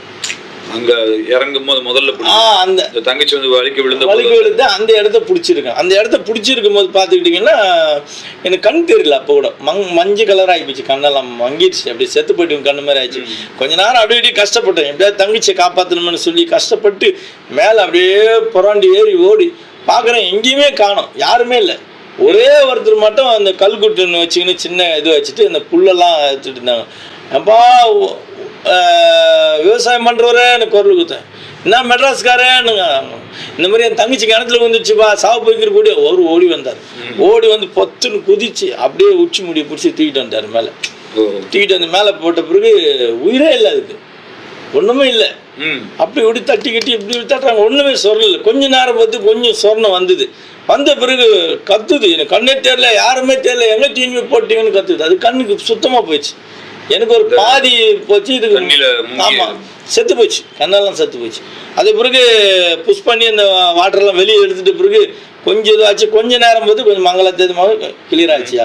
2 பேரை ஆண்டவர் அங்கே ஆரம்பத்தில் காப்பாற்றினார். இப்போ உங்களுடைய ஊழியத்தில் இப்போ நீங்கள் ஒரு மாந்திரிக பாதையில் இருந்ததுனால, ஆமாங்க, இப்போ இந்த மாந்திரிகம் இதில் பாதிக்கப்பட்டவங்க கிட்ட உங்களுடைய ஊழியம் அதிகமாக இருக்குமா? அதிகமாக அதுதான் இருக்குது. அதுதான் இப்போ செய்வனில் கட்டப்பட்டவங்க, இந்த கை கால் விழுந்தவங்கலாம் விடுதலை ஆகிட்டு வராங்க. என்ன அந்த லைனில் தான் அதிகமாக கொண்டுட்டு போகிறாரு பிசாசுகிரியே. ஸோ வந்து எந்த வீட்டுக்குன்னா போய்ட்டு 1 டைம் ப்ரேயர் பண்ணால் போதும்யா, நெக்ஸ்ட் டைம் பிளெஸிங் ஆகிடுவாங்க. எந்த வீடனா இருந்தாலும் போயிட்டு ஜாமான மறுநாள் பிளெஸிங் ஆகிடுவாங்க. அதே போல் எந்த சபையிலனா போயிட்டு பேசிட்டு வந்தோம்னா அந்த சபையில் என்ன தேவையோ அது சந்திக்கப்படுது. அவங்களும் சாட்சி சொல்கிறாங்க, ஐயா நீங்கள் வந்து போனீங்க. இப்போது செங்கல்பட்டில் ஒரு சர்ச்சுக்கு போனேன், போகும்போது ஓப்பனில் தான் நடத்தின்னு இருப்பாங்களாம், சேர்மனை அடிச்சுட்டு. நான் போகிற அன்றைக்கி செட்டு போட்டிருக்காங்க, ஒரு 1,40,000 செட்டு வாங்கியிருக்காங்க. 2000 பவர் ஆம்பெல்லாம் சும்மா பிச்சு ஒதுருது. அப்போ நான் சொன்னேன், நல்லா இருக்குது சர்ச்சு, சூப்பராக இருக்குது, நம்மளை புக் பண்ணவர் வந்து ஏதோ ஒரு இதாக இருக்கணும், இப்படி இருக்கணும். அப்புறம் அந்த அவர் சொல்கிறாரு சாட்சி, என்னமோ தெரியல, இந்த ஐயாவை புக் பண்ண நேரம் இதெல்லாம் கூடி வந்துடுச்சு, இது எல்லாமே ஐயா இன்னைக்கு தான் நீங்கள் தான் ஓப்பன் பண்ணுறீங்க என்ன சொன்னாங்க. ஐயா ரொம்ப சந்தோஷமா இருக்கு. ஏன்னா நம்ம நல்லா வாழ்ந்து வந்த குடும்பம் இன்னைக்கு நம்மளை கொண்டு போய் நம்மளுக்கு முன்னேற்றம் இன்னும் வரலனாலும் கூட அடுத்தவங்க நல்லா முன்னேறி வராங்கயா. உங்களுடைய குடும்பம், உங்களுக்கு மனைவி பிள்ளைகள்? இப்போ நானும் மனைவி இருக்கோம், பிள்ளைங்கெல்லாம் மேரேஜ் ஆகி அவங்க செட்டில் ஆகிட்டாங்க. ஓ, பெரிய பிள்ளைங்க. ஆமாம், ரைட் ரைட். உங்கள் வீட்டுக்காரமா என்ன பண்ணுறாங்க ஊழியத்தில்? மினிஸ்ட்ரி தான், ஹவுஸ் கூட. ஆமாம். ஃபுல்லாக மினிஸ்ட்ரியில் உங்களுக்கு உதவியா? ஆமாம் ஆமாம். உங்களுக்கு கல்யாணம் ஆனது அப்போ எந்த காலகட்டங்களில்? கிறிஸ்துவுக்குள்ள வந்த பிறகு, அதுக்கு முன்னாடி? வந்துட்ட பிறகுதான் வந்து ரட்சிக்கப்பட்டு. அப்போ நீங்கள் கல்யாணம் பண்ணதே ஒரு கிறிஸ்தவ பெண்ணை தான் கல்யாணம்? ஆமாம் ஆமாம், சர்ச்சில். நீங்கள் எப்படி ஒரு மந்திரவாதி இந்த மாதிரிலாம் வாழ்ந்தீங்க, அந்த மாதிரி ஒரு மோசமான ஒரு நபர், ஒரு மூர்க்கமான ஆளு அப்படிங்கறத வந்து அவங்க தெரிஞ்சுதான் உங்களுக்கு தெரியாதுயா. நீங்க யாரும் தெரியாது. நான் அதை அப்படியே சாகடிச்சிட்டேன் அந்த விஷயத்தையே. எனக்கு நம்ம ஊழியம் செய்வோம் அதெல்லாம் எனக்கு அந்த மைண்ட்ல கிடையாது. சபைக்கு போறோமா, சத்தியம் கேட்கறோமா. நீங்க ரட்சிக்கப்பட்ட பிறகு ஆரோக்கியமாயி சபையில விசுவாசியா இருந்தேன். அதனால அதை நான் சொல்லிக்கிறது கிடையாது. ஓஹோ. உங்க வீட்டுக்காரன் பெங்களூர்ல உள்ள? ஆமா. சரி, அவங்க இப்போ நீங்கள் வந்து இப்படிப்பட்ட ஒரு சாட்சி அவங்க கேள்விப்படும் போது அவங்களுக்கு அதிர்ச்சியா இருக்கு. இப்போ இப்படிலாம் இருந்திருக்கீங்களே எனக்கு தெரியாதுன்னு சொல்லி நானும் சொல்றது கிடையாது எங்கேயும். இப்போ ஆண்டவர் பயன்படுத்துறதுனால அதை நான் சொல்ல வரேன். அது சொல்லும் போது அவங்க எப்படி ஃபீல் பண்றாங்க? கர்த்தர் பயன்படுத்த ரொம்ப சந்தோஷப்படுவாங்க, சொல்லுவாங்க எல்லாரும் இடத்துலயும். சரி, உங்க பிள்ளைகள் இதை பற்றி என்ன நினைப்பாங்க? ரொம்ப லைக் பண்ணுவாங்க. என் மகன் அதை இந்த சாட்சியை சொல்லி தான் மெசேஜ் கொடுப்பாங்க. ஓஹோ. அவருக்கு தமிழ் தெரியாது, ஹிந்தி இங்கிலீஷ் தான். மகளுக்கும் ஹிந்தி இங்கிலீஷ் தான். அப்படியா? எதனால அப்படி? நான் அந்த மாதிரி படிக்க வச்சுட்டேன் மெட்ரிக்ல. ஓ சரி சரி. தமிழ் அண்டர்ஸ்டாண்டிங் வரலன்னு படிக்க வச்சேன். இப்போ அது சவுதிக்கெல்லாம் ரொம்ப பிரயோஜனமா போயிடுச்சு. ஓஹோ. அவங்க எல்லாம் என்ன பண்றாங்க? அவர் இன்ஜினியரா இருக்காரு. மகன். ஓஹோ சரி சரி சரி. மகன் வந்து தாம்பரம் கிட்டத்தில் டைல்ஸ் கம்பெனிலாம் இருக்கு. மருமகனுக்கு வந்து ஒரு 7-8 ஏக்கர்ல மஞ்சள் கிழங்கு மல்லிப்பூ சாகுபடி பண்றாங்க சேலத்துல. எக்ஸ்போர்ட்லாம் இருக்கு. அப்படியா? அப்புறம் டிராவல்ஸ் ஒன்று இருக்கு. அவங்க நல்லபடியாக ஆண்டு செட்டில் பண்ணிட்டார். இப்போ எங்களுக்கு ஊழியத்துக்கு ஃப்ரீடமாக வாங்கி கொடுத்துட்டாரு. அவ்வளோதான், எந்த இதுவும் இல்லை. நானும் சொல்லிவிட்டு எனக்குன்னு யாரும் சப்போர்ட் பண்ண வேணாம், எனக்கு சம்பளம்லாம் ஏசப்பா தான், என்னிடத்துல இருக்கிறது ஏதாவது உங்களுக்கு கொடுக்குறேன் தவிர நீங்கள் எனக்கு எதுவும் கொடுக்காதீங்க அப்படின்னு சொல்லிட்டேன். நீங்கள் மூலதார ஊழியத்தில் இருக்கீங்க, உங்கள் வீட்டம்மா வந்து ஹவுஸ் ஒய்ஃப். ஆமாம், ஊழியத்தை உதவி. அவ்வளோதான். நல்லது நல்லது. ஆமாம். கர்த்தர் உங்களை ஆச்சரியமா அற்புதமா ரொம்ப அதிசயமா கொண்டு வந்தாரு. பெரிய விஷயம். ஏன்னா மாந்திரீகத்துல இருக்கிறவங்க இந்த பாதையில வருது ரொம்ப ரொம்ப கஷ்டம். சாகர தருவாய் குடும்பமே. உங்களுக்கு யாரும் சுவிசேஷம் சொல்லலாம் நீங்க ஒன்றும் கிடையாது. யாருமே உங்களுக்கு தரிசனம் நேரடி டைரக்ட் இன்டைரக்ட். உங்க வாழ்க்கையில இது மாதிரி மாந்திரிகவாதிகள் எத்தனை பேரை கர்த்தருக்குள்ள வந்திருக்கிறவங்கள பார்த்துருக்கேன். நான் வந்த உடனே என்னுடைய சர்ச்சில் ரசிக்கப்பட்டவங்க பூஜை ரூம்ல சீர் பண்றவங்க தான். ஓஹோ. அவங்க தான் சபையில ஊழியக்காரியாவே ஆகினாங்க. அவங்க குடும்பத்திலேருந்து, அவங்க மூலியமா அவங்க குடும்பத்துலேருந்து ஒரு 10-20 பேர்கிட்ட சர்ச்சைக்கு வருவாங்க. ஓஹோ. முதல் விசுவாசி அவங்க தான். அவங்களும் சாட்சி விட்டுருவாங்க, நான் சொல்ல வேண்டியதே கிடையாது. அவங்களே சொல்லிடுவாங்க எப்படி இருந்தாரு, என்ன மந்திரம் பண்ணி உடுக்கெல்லாம் அடிச்சுட்டு இருந்தாரு. எனக்கு ஆச்சரியமா, இன்னைக்கு அவருக்கு ஜபம் பண்றாரு, விடுதலை கிடைக்குது. இது பெரிய ஆச்சரியமாச்சு. அன்னைக்கு அநியாயம் பண்ணி இன்னைக்கு நன்மை செய்யறாங்கன்னு சொல்லி அவங்க தான் முதல். ஆமா, அவங்களும் சொல்லிடுவாங்க. நல்ல விஷயம். ஆமா. வேற ஏதாயிலும் நீங்க உங்க ஊழியத்துல விசேஷமான ஏதாயிலும் விஷயங்கள் இருக்கா? நல்லது. ஒரு முறை சேலத்துல வந்து போன உடனே அவர் சொன்னார், என் மனைவி ஹார்ட் அட்டாக்ல இறந்துட்டாங்க ஐயா அப்படி இப்படின்னு சொன்னார். ஐயா அப்புறம் போய் ஜாம் பண்ணும்போது பார்த்தா மூளை பக்கத்துல ஒரு தென்னை மரம் நல்லா பூத்து அப்படியே வதந்தி காஞ்சி போயிட்டு இருக்கு. அதுமாரி ஆகக்கூடாது. அதுமாரி ஆச்சுன்னா நாங்கள் மந்திரம் பண்ணும்போது என்ன பண்ணோம்னா, ஐயா யாருக்காவது மந்திரம் பண்ணணும்னு சொன்னால் அவங்க வீட்டு முன்னாடி என்ன இருக்குன்னு கேட்போம். நாங்கள் அவங்க வீட்டு முன்னாடி நல்ல ஒரு பெரிய முருங்கை மரம் இருக்குது. அந்த மரத்தையே பார்த்துட்டு அந்த மரம் என்னைக்கு பளபளன்னு பூத்து காயா கொட்டி பட்டு போயிடும். அந்த மாதிரி அந்த குடும்பம் ஓஹோன்னு போய் படார்னு தரமட்டமாக போயிடுவோம். அந்த மரம் சாகுதா பாருன்னு சொல்லுவோம். ஐயா நீங்கள் சொன்ன மாதிரி அந்த மரம் சாகுதுன்னா மந்திரம் பிடிச்சிச்சு. இதுதான் அந்த ஸ்தானம். அவங்கள போய் அந்த மாதிரி அந்த தென்னை மரத்தை பார்த்து சொன்னேன், உங்களுக்கு மாந்திரிகம் பண்ணியிருக்காங்க, மாந்திரிகம் தாக்கப்பட்டு இவங்க இறந்துட்டாங்க. அதன் பிறகு பார்த்தா 4 பொட்டை பிள்ளைங்க, 4 பிள்ளைங்களும் வாமிட்டு எடுத்து வீடு வீடாக வீட்டில் விழுந்துட்டு கிடக்குறாங்க. எல்லாருமே அப்படி தலை சுற்றல. அவங்க பிள்ளைங்க 4 வாலி பிள்ளைங்க. ஒரு பிள்ளை வந்து காலேஜில் லெக்சராக இருக்குது, நல்ல டிகிரி பண்ணியிருக்குதுங்க பிள்ளைங்க, நல்லா படித்த பிள்ளைங்க, மேரேஜ் ஏஜில் இருக்காங்க. கொஞ்சம் வீட்டுக்குள்ளே வாங்கியானா, வீட்டுக்குள்ளே போனால் ஒரே நீச்சு அடிக்குது. என்னங்க ஒரு மாதிரி நீச்சு அடிக்குதுன்னா, ஒரே வாமிட்டு பண்ணுறீங்க 4 பிள்ளைங்க, என்ன வெளியே சொல்ல முடியல. நான் அப்போ போயிட்டு அந்த வீட்டில் ஜாம் பண்ண, அந்த பிள்ளைங்களுக்கெல்லாம் ஜாம் பண்ணும்போது அந்த பிள்ளைங்களுக்கு அந்த வாமிட்டு நின்றுது, தலை சுற்றல் நின்றுது. நல்லா இருப்பாங்க, இனிமேல் அது ஆகாரம் கொடுங்கன்னு சொல்லிவிட்டு நான் போய்ட்டு படகு போயிட்டேன். அப்போ சாப்பிடணும், இல்லை சாப்பிட மாட்டேன், நான் இங்கே வந்திருக்கிறது சூழ்நிலை சரியில்லை, அந்த 3 days நான் பாஸ்டிங் இருந்திருந்தேன். கடைசியாக போகும்போது நான் நல்லா திருப்தியாக சாப்பிட்றேன், இப்போ என்னை விட்டுருங்கன்னு சொல்லிட்டு போயிட்டு ரூமில் படக்க ஆரம்பித்தேன். படகை போகும்போது நல்லா இரவில் நல்லா தூங்கிட்டு இருக்கிறேன். தூங்கிட்டு ஓன்னு பயங்கர ஒரு சத்தம் கேட்டுது. உடனே ஜன்னலை திறந்து இந்த தள்ளேறி கிள்ளேறி போவாங்க ஊர் நாட்டு ஆட்கள், அந்த அருகில் லேம்பெலாம் எடுத்துக்கிட்டு அவங்க யாராவது இருப்பாங்களான்னு சொல்லி எட்டி பார்த்தா யாருமே காணோம். தெருவே விரிசோடி இருக்கு. சரி ஜன்னலை தாள் போட்டு படைச்சிட்டேன். காலமுறை அந்த ஐயா இந்த மாதிரி நைட்டு ஓன்னு ஒரு சத்தம் கேட்டுச்சு உங்களுக்கு கேட்டுச்சானாரு. நான் வார்த்தையை வாங்கணுன்றதுக்காக நான் மந்திரவாதி வந்து வந்தோம்ல, அப்படிலாம் ஒன்றும் கேட்கலையா, நான் நல்லா தூங்கணுன்னு சொல்லிட்டேன்.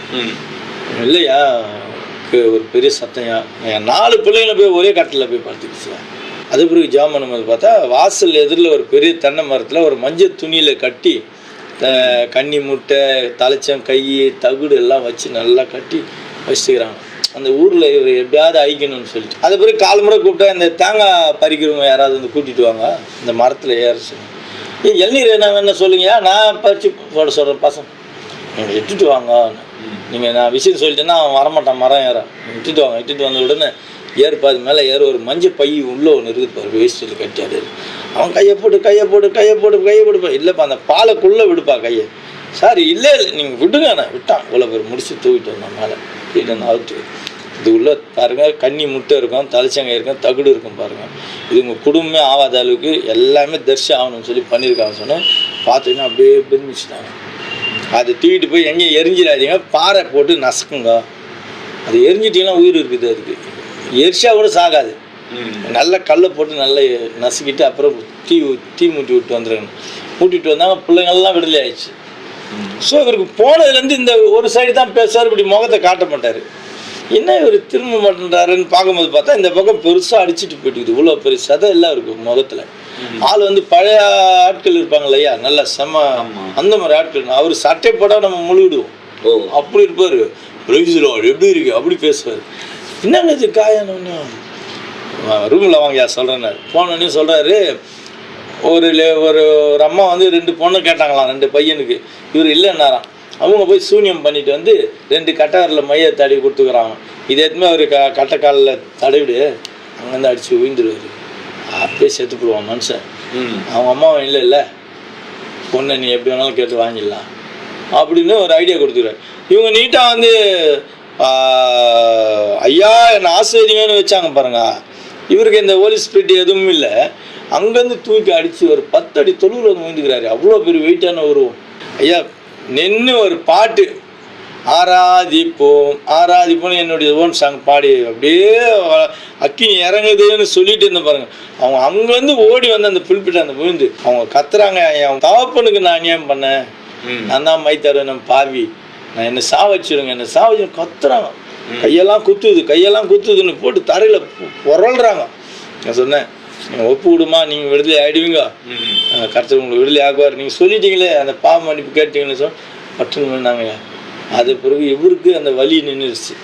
ரணம் அந்த காயம் இருந்தது, அந்த வலி புடுங்கம்மா அப்படியோ ஏதாவது போட்டு புரண்டிடலாமான்னு பார்ப்பாராம். அப்படி பண்ணுவான். ஏன்னா உயிரை எடுக்கிறது அந்த ஆவி. சீராச்சு, அப்புறம் வீடு சீராச்சு. அதன் பிறகு 4 பிள்ளைகளுக்கும் திருமணம் ஆச்சு. இதில் கடைசி பிள்ளை வந்து காலேஜில் படிக்குமையா. இந்த காலேஜில் படிக்கும்போது அந்த பிள்ளைக்கு வந்து பாம்பை ஏவல் பண்ணி விட்டுக்கிறாங்க. வீட்டுக்கு இங்கே பண்ணிட்டாங்க, அந்த பொண்ணுக்கு பாம்பு ஏவல். அந்த பாம்பு எப்படின்னு சொன்னாயா, மனப்பாம்புன்னு சொல்லுவாங்க, மெனப்பாம்புன்னு சொல்லுவாங்க. அது வந்து மெனைக்கு சொந்தமானவங்க கண்ணில் மட்டும் தெரியும். அதோட இப்படி பார்த்துட்டே இருக்கும்போது படாதுன்னு மறந்துடும். எதுனா அடிங்கன்னா மறைஞ்சிடும். அது மெனக்குள்ளே இருக்கும். அது அந்த பாம்பை வச்சு ஏவல் பண்ணி விட்டாங்கன்னா கண்டுபிடிக்க முடியாது. அவங்கள மட்டும் தான் பயம் காட்டும். நீங்கள் கிட்ட போனால் கூட உங்களுக்கு தெரியாது. இந்த பொண்ணை வந்து அது ஒரு மென்டல் மாதிரி ஆக்கிடுச்சு. கடைசியில் காலேஜில் எல்லாருமே எனக்கு பைத்தியம் பிடிச்சிருக்குது. எங்க இந்த படுத்துன்னு இருக்குதே, தோ படுத்துன்னு இருக்குதே, சும்மா நான் டெய்லியே கூப்பிடுறதா நான் என்ன கண்ணா தெரியல சார், நீங்கள் வந்து ப்ரொஃபஸர் நீங்கள் பாரு இல்லையே போமா அப்படி சொல்லிட்டுவாங்க. இந்த பொண்ணு அப்படியே தலையை பிடிச்சிட்டு உட்காந்துருமா, அது அப்படி தான் இருக்குமா எதிர்க்குவேன். அது பிறகு மறைஞ்சிருமா, அப்படியே பண்ணிட்டு இருக்கேன். இவர் என்கிட்ட சொன்னார் இந்த மாதிரி விஷயம். நான் ஜாம் பண்ணி ப்ரேயர் ஆயில் கொடுக்குறேன், இந்த ஆயிலை கொண்டு போயிட்டு அது எங்கெங்க டவுட்டுக்கு தாங்க தெளிவு சொல்லுங்க, அது அப்படியே நிற்க அடிச்சு போட்டுருவாங்க, மறைய முடியாது, ஆண்டவர் விட மாட்டார். சொல்லி கொடுத்தேன். அதே போல் எண்ணெய் கொண்டு போய் தெளிச்சாங்கயா. மறுநாள் பாம்பு சொல்லிச்சு யாருமே வரல. நீ இதே சொல்லிட்டு எங்களை மென்டல் ஆகாதுன்னு ஐயா உண்மையாக இருக்குது வாங்கினோடனே அந்த பியூன் ஓடி பார்த்துட்டு இருக்குயா பெரிய பாம்பியா படுத்துட்டு இருக்கியான்னு சொல்லிட்டு இருக்கேன். அப்போ பியூன் அடித்து கொளுத்துட்டாங்க. அந்த பொண்ணுங்க விடுதலை ஆயிடுச்சு. 2 பிள்ளைகளுக்கு மேரேஜ் ஆச்சு. 4 பிள்ளைகளுக்கு மேரேஜ் ஆயிடுச்சு. நீங்கள் சொன்னீங்க பெண் பிள்ளை பிறந்தா கவலைப்படாதீங்க, வீடு நிறைஞ்சிருக்கும். ஆண் பிள்ளை பிறந்தா தான் கஷ்டம், அவன் கல்யாணம் ஆகி வெளியே போயிடுவான், இதுங்க பிள்ளைங்களை இட்டுட்டு வந்துடுவாங்கன்னு சொன்னேன். அதே மாதிரி 4 மருமகன் இன்னைக்கு இருக்காங்க. இப்போ பேர மாதிரி பேத்தி மாதிரிலாம் ஆகி நிறைஞ்ச மாதிரி ஆயிடுச்சு. ரொம்ப மகிழ்ச்சியா இருக்காருயா. நல்லது, ரொம்ப மகிழ்ச்சி உங்களுடைய ஊழியத்தை பற்றி கேள்வி. ஆமாய்யா, சந்தோஷம். கண்டிப்பா. இப்போ நீங்க ஒரு இந்த நிறைய பேர் இப்போ பார்த்தீங்கன்னா சபைகளுக்கு போறவங்க கூட ஆமாய்யா நிறைய பேர் இந்த மாந்திரிக விஷயங்கள்ல இன்னும் கூட நம்பிக்கை இல்லை. ஆமா கரெக்ட். ஆமா, பைபிள் சொல்லுது இஸ்ரவேலுக்கு விரோதமான குறி சொல்லுதலும் இல்லை மந்திரவாதம். ஆமா. ஆனால் நிறைய பேர் பார்த்தீங்கன்னா சபைக்கு வர்றாங்க, ஆனால் அது மாதிரியும் கொஞ்சம் நம்பிக்கை இருக்கு. சில பேருக்கு பயம் இருக்கு, நமக்கு அந்த இதெல்லாம் தாக்கிரும், பிரச்சனை பண்ணிடும். அப்படிப்பட்டவங்களுக்கு நீங்க என்ன சொல்வீங்க? அதுதான் அவங்க மனப்பூர்வமா ஒப்பு கொடுக்காதனால வர பிரச்சனை. அது தீர்மானமா ஆண்டவர் தான் வந்துட்டாங்கன்னா அதை வெறுத்துருவாங்க. இவங்க 2ஆம் கட்டமா இருக்காங்க. அவங்களுக்கு தான் இந்த பிரச்சனை. அது கண்டிப்பா அந்த பிரச்சனை இருக்குங்க. இன்னொரு காரியம் என்னன்னு சொன்னா, நான் இப்போ கூட சபைகளில் சொல்லுவேன், குழந்தை பிறந்ததுன்னா உங்க மனசாட்சிக்கு ஏதாவது பேரை வச்சிருங்க, எந்த கோயில் குளத்துல எடுத்துமே வேண்டிடாதீங்க, அது விடாது, கல்யாணமும் பண்ண விடாது என்று சொல்லுவேன். இவங்க கொண்டு போயிட்டு அங்கே கோடிச்சுட்டு வந்துடுறாங்க பாருங்க, அந்த ஆவி அந்த குழந்தைய விடாது. பெருசா ஆனாலும் கூட குழந்தை பிறக்காது, புருஷன் மனைவி ஒற்றுமையா இருக்க மாட்டாங்க, பிரிச்சுட்டே இருக்கும், சண்டை வரும். அதனாலதான் இப்போ கூட நான் எங்க போனாலும் சொல்லுவேன், நீங்க உங்க மனசாட்சிக்கு என்னவோ உங்க பரம்பரை பேரை கூட வச்சுக்கோங்க, ஆனா இந்த மாதிரி கோடிச்சு வைக்காதீங்க. பிற்காலத்துல பிள்ளைங்களுக்கு வளர்ச்சி இருக்காது, அது வாழ விடாது. கடைசி வரைக்கும் அது கூட தான் இருக்கும். அது மேரேஜ் பண்ணா கூட புருஷன் மனைவி ஹஸ்பண்ட் ஒய்ஃப்ல இல்லற வாழ்க்கையில சேர விடாது. இப்படியெல்லாம் நான் சொல்லிட்டு வரேன். அதனால நிறைய பேர் திருந்துறதுக்கு வாய்ப்பு இருக்கு. மற்ற மந்திரவாதிகள் உங்ககிட்ட இருக்கையா பண்றாங்களையா? நுங்கம்பாக்கத்துல நாங்க 3 பேருமே நுங்கம்பாக்கம் மீட்டிங்கயா. அப்போ மீட்டிங் புக் பண்ண கூட நான் சொன்னேன், யாருக்கு சொன்னாலும் நான் சொல்லிவிடுவேன், அவங்க கூப்பிட்றாங்களே இல்லையேன்னு. என்னை கடைசி நாளில் போட்டால் நான் வரேன். ஐயா அவங்களாம் பெரிய, அதெல்லாம் எனக்கு தெரியாதுங்க. அவர் இப்போ யாரும் பெரியவரோ இல்லை, ஆண்டவர் தான் பெரியவர். பைபிள் ஆதியாமத்துலேருந்து வெளிப்படல வரைக்கும் பார்த்தீங்கன்னா எல்லாருக்கும் இன்னும் தான் இருக்கும், அப்பாவுக்கு வேண்டி தான் இருக்கும். அதனால எல்லாம் சின்னவங்க தான். என்ன கடைசியில் போட்டீங்கன்னா உனக்கு பிரயோஜனம், இல்லைன்னா முடியாது. நான் முன்னாடி பேசிவிட்டுனா அடிச்சு தள்ளிடுவாங்க, நல்லா இருக்காது. சரி கடைசி நாள் கொடுத்தாங்க. கடைசி நாள் கொடுக்கும்போது பார்த்துக்கிட்டீங்கன்னா மந்திரவாதி ஒரு குடிசையை ஆண்டவர் காட்டுறாரு. அரச மரத்துக்குள்ள ஒரு சின்ன விளக்கு எரிஞ்சிட்டு இருக்குது, ஒரு கொடுக்க விளக்கு மேலே. அப்புறம் ஆண்டவர் இருக்காரு, என்ன ஆண்டவர் விளக்குன்னா அவன் மந்திரவாதி உட்காந்து வேலைப்பாடு பண்ணுறான், நீ கடைசி நாள் வரேன்னு சொல்லி உன்னை மீட்டிங் நடத்த விடவே மாட்டான், ஆனால் நீ ஜபத்தில் இரு, நானும் கிரியை செய்கிறேன்னு சொல்லி ஆவியானவர் பேசிட்டு இருக்கார். நல்லா வல்லமையாக பேசியிருக்கிறேன். அந்த சபை கூட்டத்தில் வந்தவனே ஒரு தம்பி பேப்பர் கையில் சுட்டிட்டு நல்ல வசனத்தை கேட்டுருந்தான். அப்போ கூட அந்த மேலே ஏறிட்டேன், ஸ்டேஜ் மேலே குரங்கு ஆவி ஏறி விட்டாங்க. மேலே ஏறி ஃபேடு வீடு கீபோர்டெல்லாம் தூக்கி எரிஞ்சிட்டேன். எரிஞ்சு இப்படி பண்ணுறான். சரி நான் பார்த்தேன், வேறு வழி இல்லையே, இவனுக்கு ஜாம் பண்ணால் இனிமேல் வேலை கிடையாதுன்னு சொல்லிட்டு கபடிலாம் ஆடுவேன் நான். உடனே பஸ்கி போட்டு அமுக்கி போட்டு ஒரு அமுக்கி கீழே படக்க வச்சு அமுக்கிட்டேன். இப்படி ஓடிக்கிட்டேன் உடனே என்னை விடு, நான் இந்த ஸ்டேஜ் நடக்கூடாது எனக்கு. அதுதான் எங்கள் வாத்தியார் அதுதான் சொல்லியிருக்காரு, மீட்டிங் நடக்கூடாது. உடா சாத்தானே நீ தொலைடா இன்னும் பொட்டுன்னு தான் ஏன்ச்சி ஐயா போய் உட்கார ஸ்டேஜில் உட்கார். அப்புறம் ஜெபம் பண்ணி கட்டி இன்னைக்கு அந்த மந்திரவாதி கூட அந்த பகுதியில் ஆண்டவர் ஏற்றுக்கிட்டாருன்னு சொன்னாங்க. அந்த மாதிரி ஏவல் பண்ணி விட்டுருவாங்கய்யா. மூலமா வேற மந்திரவாதிகள் யாரும் வந்திருக்காங்களா? அத்திப்பேட்டிலேருந்து ஒரு மந்திரவாதி பயனடுத்து ஞானஸ்தானம் கொடுத்து 2 பேருமே இப்போ ஊழியம் செய்கிறாங்க. அப்படியா? ஆமாம். அது பிறகு வந்தவாசிலேருந்து ஜடாமுனின்னு ஒரு மந்திரவாதி கூட்டு பாருவேன். அங்கே போகும்போது அந்த பிள்ளைக்கு ஜெபம் பண்ண போது பார்த்தா புருஷன் மனைவி 2 பேர் மேலேயும் பேய் இருக்குது. இது யாருக்கும் தெரியல. அவன் போய் கதவான நின்று சிரிச்சுக்கினே இருக்கான். நான் நினைச்சேன் ஒருவேளை என்னவோ புருஷங்காரன் வேற ஏதோ பரியாசம் பண்ற மாதிரி கடிச்சு பார்த்தா அவன் மேலே பிசாசு, இது மேலே பிசாசு, குடும்பத்துக்கு எழுப்பி. அப்புறம் 2 பேரும் நின்று ஜாமணி என்ன விடுதலை ஆயிட்டு பிறகு அந்த பொண்ணு கீழே பொண்ணு ஹஹான்னு சிரிச்சுது. நான் என்ன பண்ணுவேன்னா, ஏதாவது ஒரு பிசாசு கிரியில் இருக்கிறவங்களை பிடிச்சேன்னா அந்த மந்திரவாதிகளுக்கு இருக்கிற மொத்த ஆவியை காலி பண்ணிடுவேன். அவன் சிங்கிள் டீக்கு அடிக்கணும் அந்த மாதிரி பண்ணி விட்டுருவேன். அது காலி பண்ணிட்ட உடனே அவன் வந்துட்டான். எனக்கு அவன் கூடு பாய்ந்தவன்னு தெரியாது. காலி பண்ணி இந்த பொண்ணு ஓன்னு சிரிக்குது. என்னன்னு கேட்டால் என்ன நீ எதனா பண்ணு பார்க்கலாம், என் ஆவியெல்லாம் காலி பண்ணிட்டு எனக்கு சாப்பாட்டுக்கு வழி கிடையாது, நாளை பொறுப்பு கிடையாது எனக்கு, என்ன நீ சாகடிச்சு ஜாமணி பிடிச்சி ஆவியான சொன்னார், நல்லா போட்டு அடிச்சு பின்னு, நீ ஆவியில் அடிச்சு பின்னுன்னு பாருங்க, நல்லா தரிசனம் பாருங்க, கண்ணுலேருந்து ஒரு கண்ணில் ரத்தம் பூரிட்டு வரா மாதிரி இருந்து கத்த ஆரம்பிச்சேன், என் கண்ணு போச்சு. நான் பூஜை ரூமில் அது அப்படியே பூஜை ரூமில் அப்படியே படுத்துருவாங்கய்யா, படுத்துட்டு அவங்க மனைவி கூப்பிட்டு கால் மாட்டேன்னு உட்கார வச்சுட்டு அப்படியே மந்திரம் படிச்சுட்டே அந்த மாதிரி இந்த ஆவி வெளியே வரும். ஒரு 1/4 மணி நேரம் தான், 1/4 மணி நேரம் நான் பிடிச்சி வச்சேன்னா அவன் செத்துருவான். அதுக்குள்ள நாம பரதாபாட்டு விட்டா சரி. அது பிறகு கண்ணு போயிடுச்சுன்னா அது பிறகு வந்த ஆசில கண்ணு போனவன் மந்திரவாதி, இன்னும் மந்திரம் இல்லை ஒன்றும் இல்லை அப்படியே இருந்தால் அப்புறம் கடைசியில் செத்து போயிட்டான் கொஞ்ச நாள் கழிச்சு. அந்த மாதிரி நிறைய மந்திரவாதி மாட்டிங்க. அதே மாதிரி அம்பத்தூர்ல ஒருத்தருக்கு பண்ணாங்க, அவனும் கொடுப்பாங்க வந்தான். அப்புறம் மூலகொத்து அவன் நிறைய ஆவி அனுப்பிச்சு விட்டான், அவன் கழிவு அவனும் வந்தான், அவனே போய் நேரடியாக பார்த்தேன், டீ கடையில் உட்காந்துட்டு இருக்கான், யாருன்னா டீ வாங்கி கொடுப்பாங்களான்னு சொல்லி போய் பார்த்தா அந்த பூஜை ரூம்லாம் அப்படியே பாய் அடிஞ்சு கிடக்குது கூவத்து ஓரமா. அப்புறம் அவனை போய் விசாரிச்சோடனே இவர் தாங்க, சரி ரைட்டு ஓகே, இவங்கிட்ட பேசினா இப்போ ஆண்டவரை பற்றி ஏற்றுக்க மாட்டான், சொன்னாலாம் எரிசலில் இருப்பான்னு சொல்லி வந்துட்டேன். ஆண்டவர் தொடுங்க ஆண்டவர்னு கையை காட்டி வந்துட்டேன். இந்த மாதிரி நிறைய மந்திரவாதிங்க தோல்வி அடைஞ்சு வராங்க, அழிச்சிட்டு வரேன், மாந்திரிகம் இல்லாத அளவுக்கு அழிச்சிட்டு வரேன். அந்த மாதிரி ஆமாம், அந்த என்னுடைய தாட் அதுதான். நல்லது நல்லது. ஆமாங்க நல்லதுயா. வேற நம்ம சமுதாயத்துக்கு மாந்திரிகத்தை நம்புறவங்களுக்கு நீங்க என்ன சொல்ல விரும்புறீங்க? அது நம்புறது பொய்ன்னு சொல்ல வரேன். பொய் மந்திரம் தந்திரம் இந்த மதிமுக்க நேரம் சொல்றது அது பொய். அதாவது அவன் வந்து தீமை தான் செய்ய முடியும், ஒரு ஆவியை கட்ட முடியும், உன்னோட சேர்த்து கட்ட அவிக்க முடியாது. குழந்தை இல்லையா கிடைக்காது, குழந்தைய கலைக்கு செய்வான், கருவை கலைக்கு செய்வான், குழந்தை உருவாக்க முடியாது. ஆமா, இந்த அரகோணத்துல கூட ஒரு சர்ச்சையில் பேசும்போது ஒரு பொண்ணு ஓன்னு கத்தி அப்படியே பாம்பு மாதிரி நலிஞ்சு போச்சு.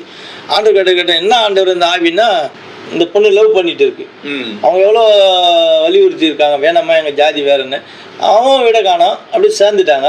சேர்ந்தவொடனே கரு தங்கிடுச்சுன்னா புள்ள பிறந்ததுன்னா நம்ம மானத்தை கெடுத்துடும் ஜாதி மதத்துக்குன்னு சொல்லி பாம்பை ஏவி விட்டு இருக்காங்க. அந்த பாம்பு ஏவி விட்டாங்கன்னா வயிற்றுக்குள்ளே வந்துட்டு அந்த கருவை தின்னுட்டு இருக்கும். அதுக்கு மெயினாக அந்த கன்னி முட்டை அந்த கரு இதுதான் அதுக்கு பிடிக்கும். அப்போ அப்புறம் ஜெபம் பண்ணும்போது அது சொல்லுது, இந்த மாதிரி அனுப்பிச்சி விட்டாங்க ஆவியை, நான் தான் அது, ஒரு குழந்தை கூட பிறக்காது, இப்போ கூட வயிற்றுல நிற்கிறத கழிச்சிடுவேன். நான் சொன்னேன் இன்னிலேருந்து டேட்டு கொடுக்குறோம், அந்த பொண்ணு குழந்தை பற்றி எடுக்கும், நீ கிளம்பி போன அப்புறம் ஓன்னு பத்து வந்துச்சு. அந்த பிள்ளை கிட்ட சொன்னால் நல்லா பாதுகாப்பாக இருக்குமா, சொந்தக்காரன் கேட்ட கூட நீ முழுவாது இருக்குன்னு சொன்னாங்க.